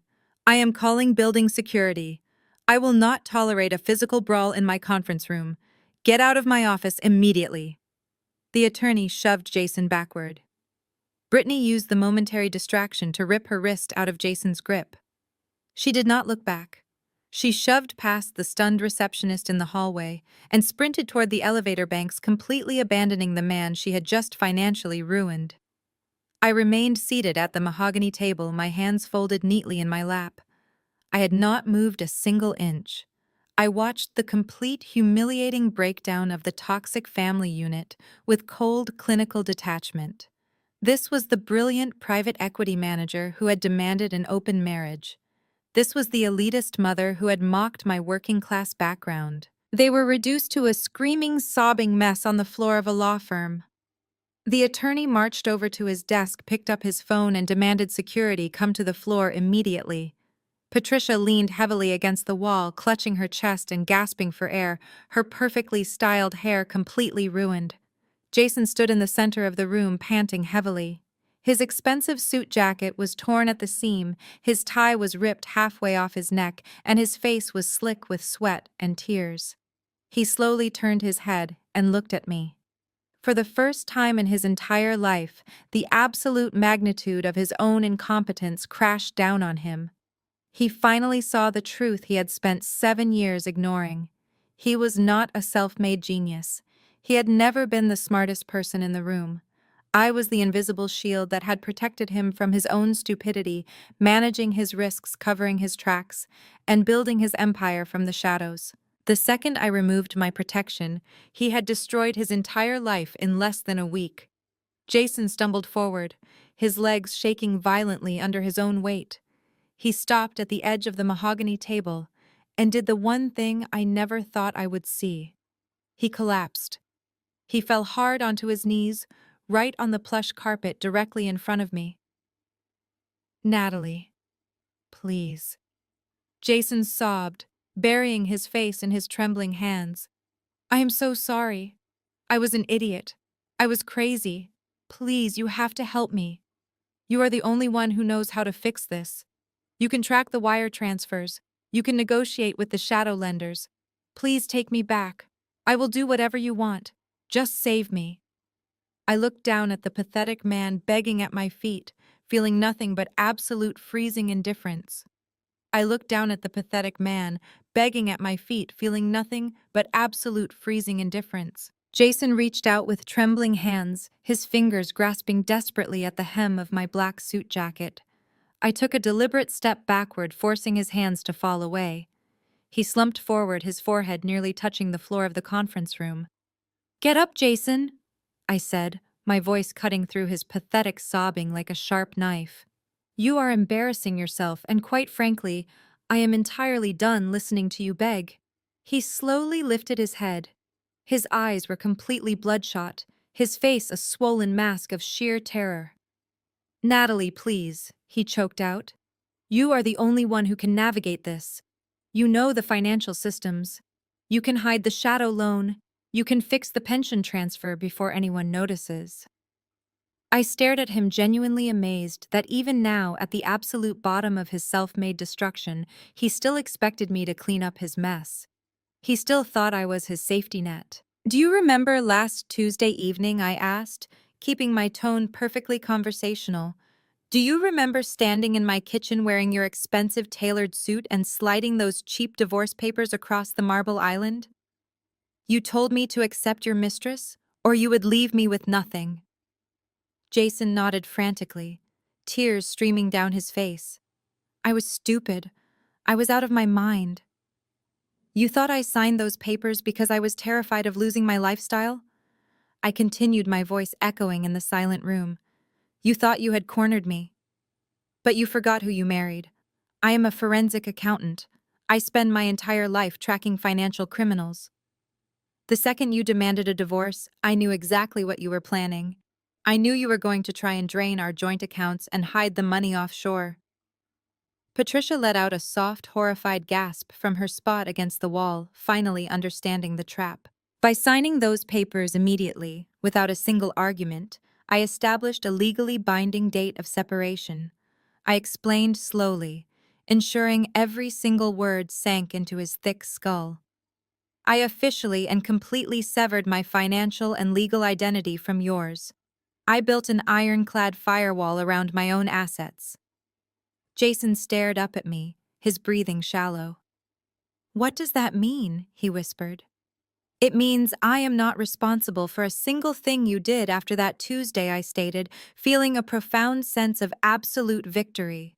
"When you borrowed $2 million from a violent underground syndicate, you did it as a legally separated man. When you purchased a private condo in Tribeca for your mistress, you did it with your own criminal liability. And when your mother illegally wired millions of dollars from a federally protected pension fund into your offshore account this morning, I was completely insulated from the fallout. Every single catastrophic decision you made is entirely exclusively your problem."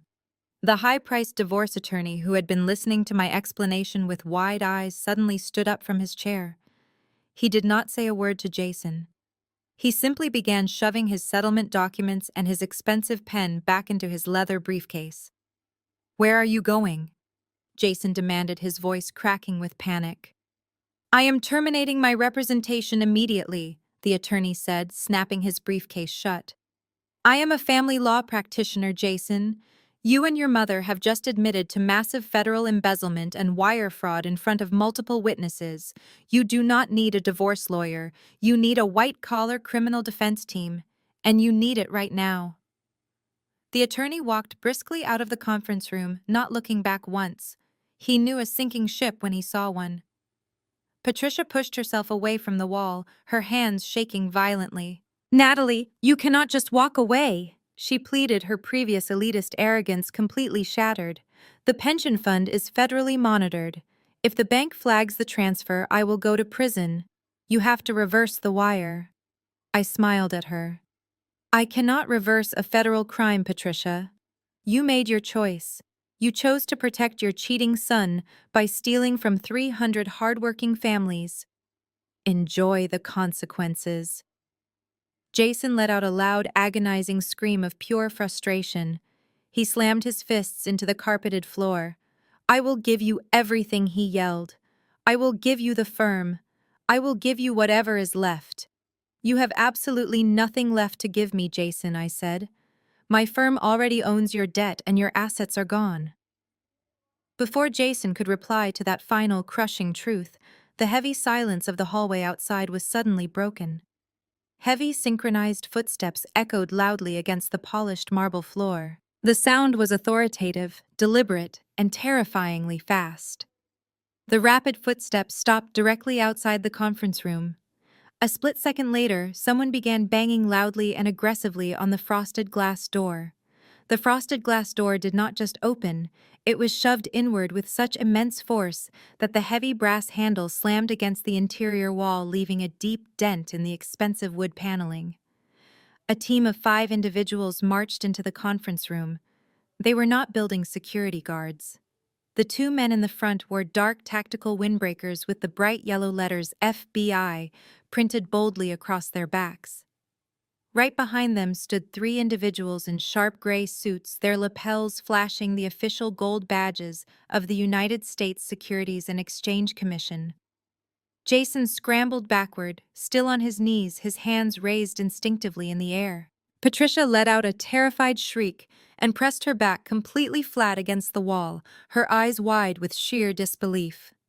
The lead FBI agent, a tall woman with steel gray hair and a completely unyielding expression, stepped up to the edge of the mahogany table.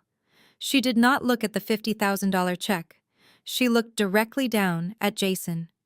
Jason, you are under arrest for federal wire fraud, conspiracy to commit corporate embezzlement, and the unauthorized dissipation of marital assets, the lead agent announced. Her voice was loud, echoing off the glass walls, leaving absolutely no room for negotiation or argument. Patricia, one of the SEC agents said, stepping around the table to face my mother-in-law. We have a federal warrant for your arrest regarding the immediate misuse and illegal transfer of protected employee pension funds under the Federal Retirement Security Acts. Jason tried to speak, but he was hyperventilating so hard he could barely form a coherent sentence. No, wait. There is a massive mistake, he gasped out, his chest heaving violently. I am a private equity manager. You cannot just storm into my lawyer's office. Let me call my attorney right now. The lead agent pulled a pair of heavy steel handcuffs from her belt. Your attorney just walked past us in the hallway and specifically told us you were in here, she replied coldly. Stand up and put your hands behind your back. Patricia began to weep hysterically. I did not steal anything, she cried, holding her trembling hands out toward the SEC agents. It was an emergency bridge loan. I am the executive trustee of that manufacturing company. I have the absolute authorization to move those funds to protect my family. The SEC agent shook his head, pulling out his own set of handcuffs. You authorized an international wire transfer of $2.5 million directly into an unregistered shell account in the Cayman Islands. That is not a bridge loan, madam. That is a massive federal felony, and the banking commission intercepted the transfer 20 minutes ago. I remained seated in my chair, watching the entire scene unfold with absolute precision. The trap had snapped shut flawlessly. The money was safe frozen by the federal authorities before it could ever reach the dangerous shadow syndicate. The factory workers would not lose a single dime of their hard-earned retirement, and the people responsible for trying to ruin them were currently being physically restrained. An FBI agent grabbed Jason by the arms, hauling him up from the plush carpet. Jason kicked and struggled, his expensive suit tearing further, but the agents were highly trained and completely unfazed by his pathetic physical resistance. They slammed him face first onto the polished mahogany table right next to his ridiculous $50,000 settlement check and aggressively snapped the steel cuffs around his wrists. The sharp, metallic click echoed loudly in the quiet room. Patricia did not fight physically, but her emotional breakdown was absolute. As an agent gently but firmly pulled her arms behind her back, her legs completely gave out. 2 agents had to support her weight just to keep her standing. She looked over at me, her expensive makeup running down her wrinkled face in thick black streaks. "Natalie, please," Patricia begged, her voice a broken, pathetic whisper. "Tell them it was a misunderstanding. Please, you have to help us. We are your family." I slowly stood up from my chair and smoothed the front of my black suit jacket. I picked up my black leather purse and slung it over my shoulder. I looked at the woman who had mocked my background for 7 years, and the man who had tried to leave me with absolutely nothing. I did tell them. "Patricia," I replied calmly, my voice steady and completely devoid of any pity. "I am the federal informant who filed the official report against you both this morning. You have the right to remain silent, and I highly suggest you start using it immediately, because your massive criminal nightmare is only just beginning right now. Goodbye, Jason." As the words left my mouth, Jason squeezed his eyes shut and let his head drop heavily against the polished mahogany wood. A low, pathetic groan escaped his throat. The lead FBI agent stepped around his cuffed body, her eyes shifting from the crying man on the table directly to me. She pulled a small digital recorder from her tactical windbreaker, pressing a button on the side. "We received your expedited encrypted file this morning, Natalie," the lead agent said, her tone shifting from aggressive to completely professional. "The banking commission flagged the offshore transfer precisely as your digital net predicted. But we need you to walk us through the origin timeline. We need the physical paper trail linking his private equity firm to the forged documents you submitted." I nodded, reaching into my black leather purse. I bypassed my car keys and my wallet, pulling out a thick, meticulously organized binder. I set it down on the table right next to Jason's face. He flinched at the loud thud, but did not open his eyes. "This binder contains the complete unredacted financial autopsy of his entire operation," I explained smoothly. Jason thought he was playing a brilliant game of high-level chess by demanding a sudden divorce. He assumed that by locking me out of our joint accounts and pushing me out of the house, he could create a chaotic domestic smokescreen. He wanted to quietly bleed his failing equity firm dry, stash the liquid assets in the Cayman Islands, and then claim he lost the money in a bad market downturn during our divorce settlement. The SEC agent leaned in, pulling a pen from his breast pocket. "And the corporate defamation attempt?" he asked, looking at the forged papers I had included in the front pocket of the binder. "He tried to frame you for the embezzlement." I smiled, pointing to the first tab in the binder. That was his backup plan, born out of sheer blinding panic. When I legally froze his corporate fleet vehicles and his high society country club membership, he realized I was not going to play the role of the terrified, submissive victim. He was broke, desperate, and heavily in debt to a violent underground shadow syndicate. So he tried to completely destroy my federal accounting career. He fabricated those ledgers to make it look like I was stealing from my own wealthy clients. He wanted to ruin my credibility so the courts would invalidate my foreclosure on his $4 million beach house. The lead FBI agent flipped the binder open, her eyes scanning the top page. "But you traced the origin of the forgery." I tapped my manicured fingernail directly onto the highlighted section of the page. "He used a cheap, commercially available converter to generate those fake documents," I explained, making sure Jason could hear every single word I said. He was so incredibly arrogant that he did not even bother to scrub the metadata. I extracted the hidden author tags and traced the routing protocol directly back to the physical IP address of his own private equity office desktop. He committed felony cyber forgery on his own secure network. He literally handed you the murder weapon with his fingerprints covering the handle. Patricia let out another loud wail from her spot against the wall. She was struggling against the firm grip of the agent holding her. "But I only did it to save him," she cried out. "Those dangerous men were going to hurt my son. I was just trying to pay off the shadow loan." "I did not know it was illegal to borrow from my own company." The SEC agent turned to her, his expression turning hard. "You did not borrow it, madam. You embezzled $2.5 million from a federally protected employee pension fund. You risked the retirement savings of 300 innocent families to cover your son's criminal debts." I pulled a silver flash drive from my pocket and handed it to the lead FBI agent. And here is the final piece of the puzzle I stated firmly. That drive contains the high-definition security footage from the estate. It captures Jason openly admitting to moving the marital assets offshore. It captures his mistress detailing their plan to drain the floor safe and flee the country. And most importantly, it captures his complete confession regarding the Shadow Syndicate loan that forced Patricia to drain the pension accounts. It is an airtight, undeniable confession. The lead agent took the flash drive, her expression reflecting sheer professional respect. "You built an incredible case, Natalie.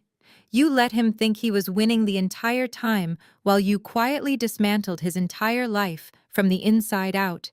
He dug his own grave, and you simply handed him a bigger shovel." Jason finally opened his eyes. He looked sideways at the thick binder resting inches from his face, realizing the absolute terrifying scope of my forensic trap. Every single arrogant move he had made over the last week had been perfectly documented, categorized, and weaponized against him. He sobbed, burying his face into the polished wood.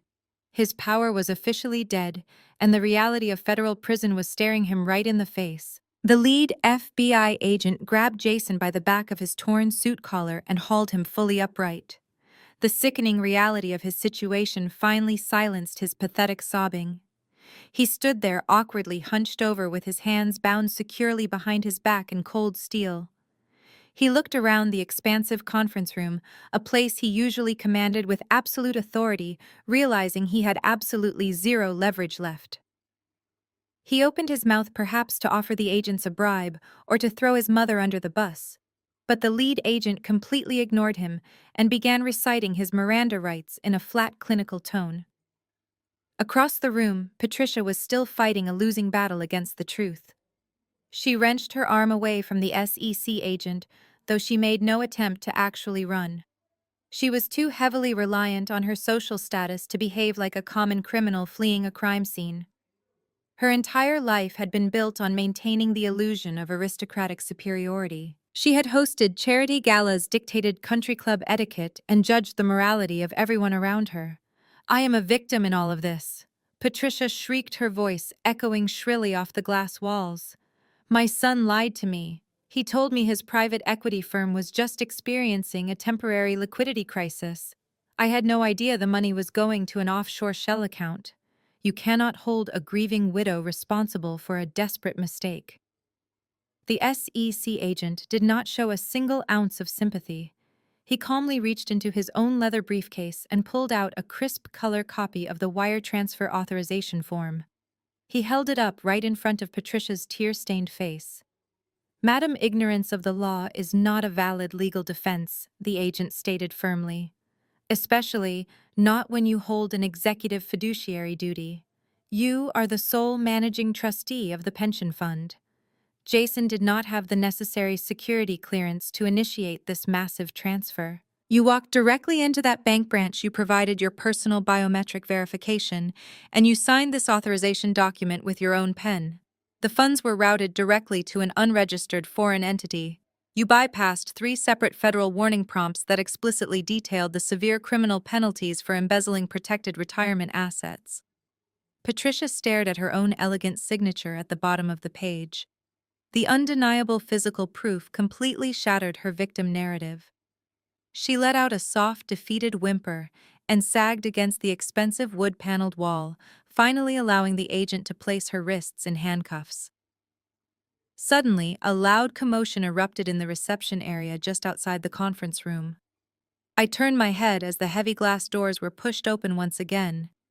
2 more FBI agents walked into the room, firmly escorting a highly distressed Brittany. She had not made it very far. The federal agents had intercepted her the second the elevator doors opened on the ground floor lobby. Her designer weekender bag was slung carelessly over one agent's shoulder, and her carefully applied makeup was completely ruined by angry, hysterical tears. "Let go of me right now!" Brittany yelled, struggling fruitlessly against the large agent holding her arm. "I did not do anything wrong. I am just an administrative assistant. I am not married to him. I am not part of his corrupt family. I am a completely innocent bystander." The lead FBI agent finished reciting Jason's rights and turned her intense attention to the screaming girl. You are Brittany, the agent confirmed, pulling a small digital notebook from her tactical pocket. The recorded primary beneficiary of the $2 million shadow loan. Brittany stopped struggling immediately. Her eyes darted nervously toward Jason, who was actively glaring at her with pure, unfiltered hatred. I do not know anything about a shadow loan, she lied smoothly. He just bought me a lavish gift. It is a completely private civil matter between a man and his girlfriend. It stopped being a private civil matter the absolute second that physical cash crossed state lines and entered the legitimate real estate market without proper IRS documentation, the lead agent explained coldly. We have already dispatched a federal civil asset forfeiture team to your new Tribeca condo. The locks are currently being changed by federal authorities. The property is being seized indefinitely as physical evidence of a massive money laundering operation. Brittany's jaw dropped. You cannot take my condo, she shrieked, stamping her foot on the carpet. He bought it for me. The deed is strictly in my name alone. It is my personal property. Not anymore, the agent replied, stepping closer to her. When you knowingly accept a multi-million-dollar real estate asset purchased entirely with illicit, untraceable physical cash, you become an active participant in a federal money laundering conspiracy. You are not just losing the condo, Brittany. We are freezing your personal bank account, seizing your passport, and bringing you in for formal questioning. If you try to run again, you will be joining your boyfriend in federal holding. Brittany collapsed into a nearby chair, burying her face in her hands, realizing her quick payday had just cost her absolutely everything. The lead FBI agent signaled to her team, and the physical removal of my former family officially began. The agents hauled Jason to his feet. He was completely unresponsive, staring blankly at the floor as they marched him out of the conference room. Patricia followed closely behind, flanked by the SEC agents, her head bowed in absolute shame. She tried to use her expensive leather handbag to shield her face from the paralegals and junior partners who had gathered in the hallway to watch the unprecedented spectacle, but the agent carrying her bag had already confiscated it as evidence. Brittany brought up the rear, crying loudly and complaining that the steel cuffs were bruising her delicate wrists. I gathered my binder, my flash drive, and my purse, walking quietly behind the procession. I did not want to miss a single second of their public exit. We rode down the glass elevator in complete silence. The descent felt incredibly symbolic. Jason had spent his entire life trying to climb to the very top of the financial world, using my money and my expertise as his personal ladder. Now he was plummeting straight to the bottom, surrounded by federal agents with absolutely no safety net left to catch him. When the elevator doors slid open on the ground floor lobby, the situation escalated from a private humiliation to a public spectacle. 3 dark federal cruisers were parked illegally, right in front of the building's main glass entrance, their red and blue emergency lights flashing brightly against the sleek Manhattan architecture. A crowd of pedestrians and corporate professionals had already stopped on the busy sidewalk, holding up their cell phones to record the high-profile arrests. Jason stepped out into the bright afternoon sunlight, and a collective gasp rippled through the crowd. He was a known figure in the financial district, and seeing him in torn clothes and handcuffs was a massive scandal.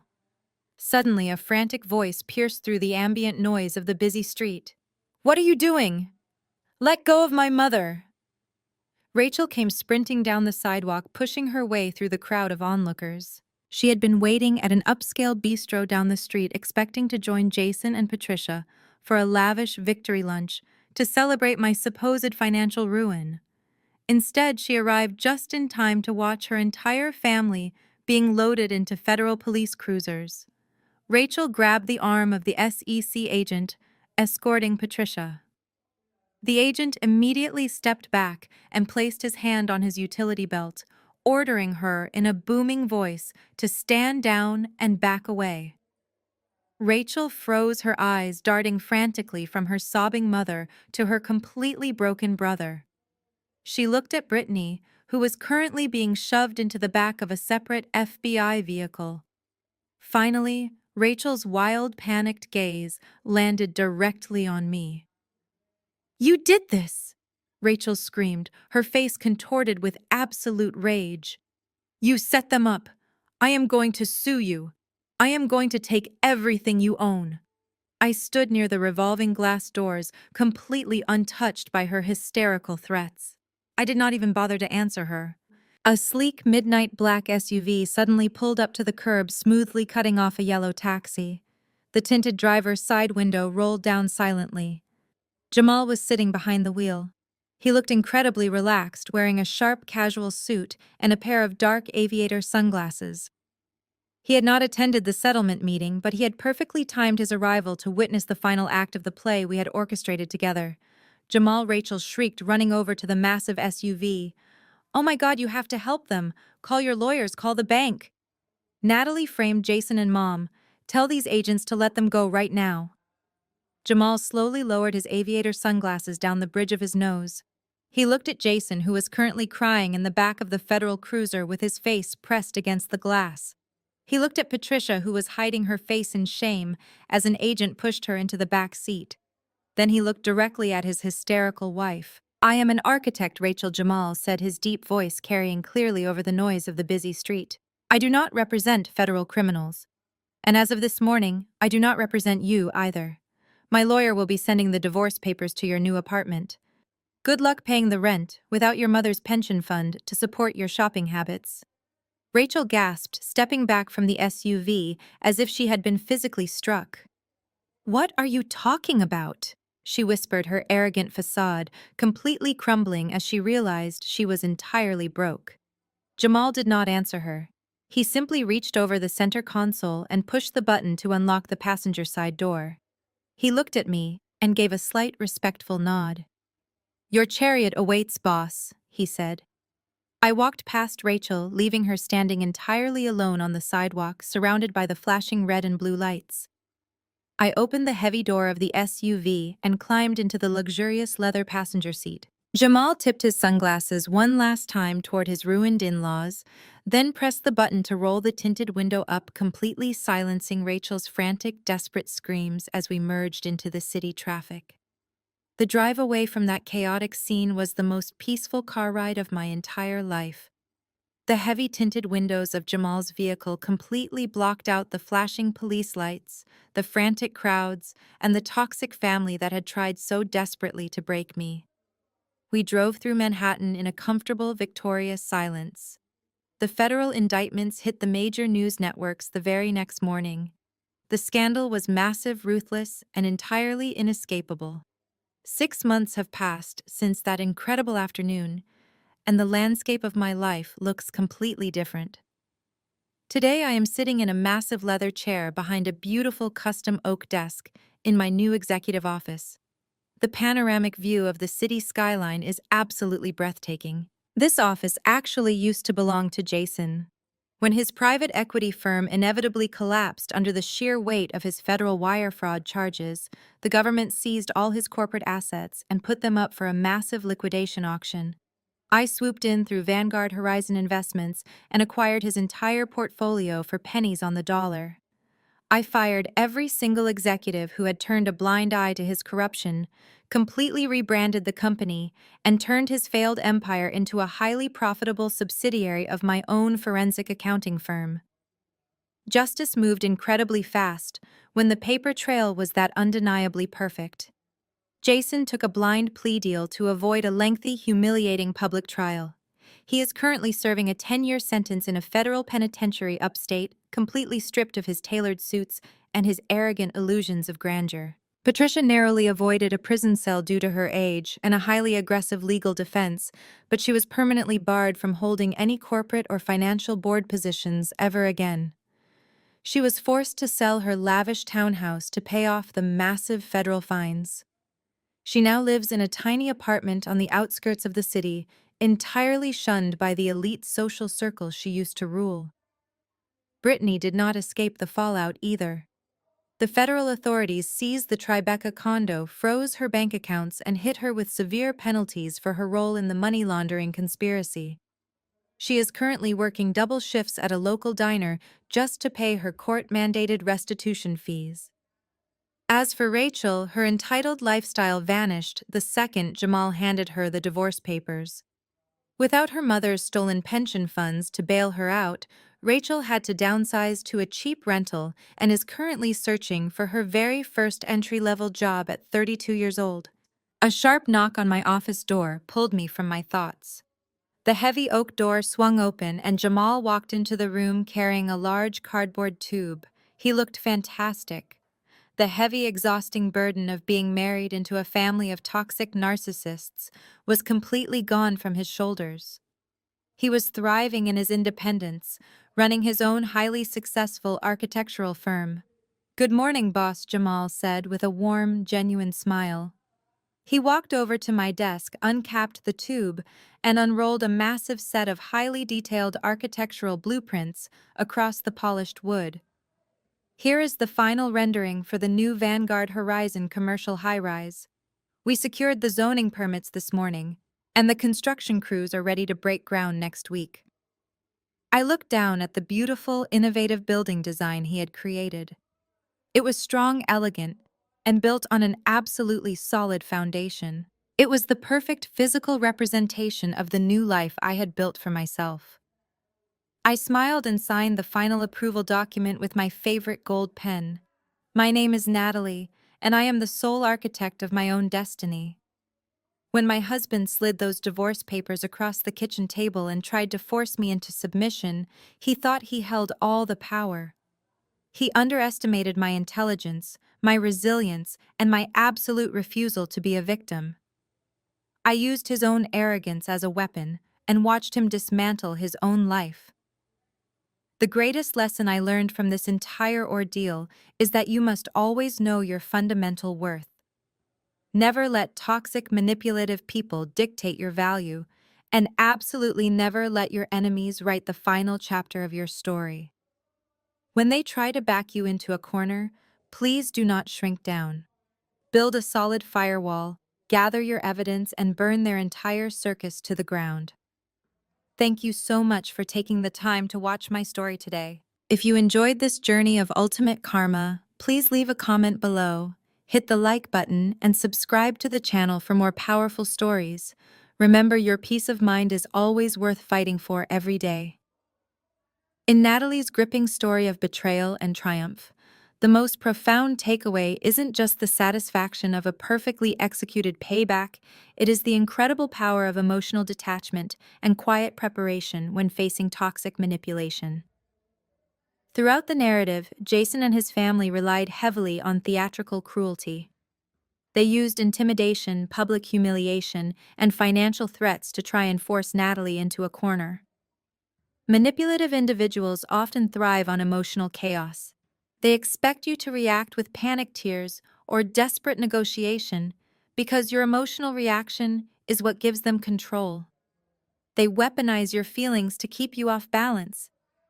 Natalie's victory came from stripping the emotion entirely out of the equation. She leaned on hard facts, legal boundaries, and meticulous preparation. When her husband slid the divorce papers across the kitchen table as a scare tactic, she didn't beg or break down. She simply signed them instantly, severing his legal power over her. She recognized his bluff and responded with clinical, devastating precision. Instead of fighting him with screaming matches, she allowed his own arrogance and greed to become the very tools of his destruction. The lesson here is deeply applicable to our own lives. When dealing with toxic or manipulative people, whether in a romantic relationship, a difficult family dynamic, or a toxic workplace, your greatest armor is maintaining your composure and deeply knowing your fundamental worth. You never have to match their volume or sink into their manufactured drama. Instead, focus on building your independence, understanding your boundaries, and protecting your peace. True strength does not roar. It observes, prepares, and acts with undeniable clarity. Take a moment today to evaluate the boundaries in your own life and commit to walking away from any table where respect is no longer being served.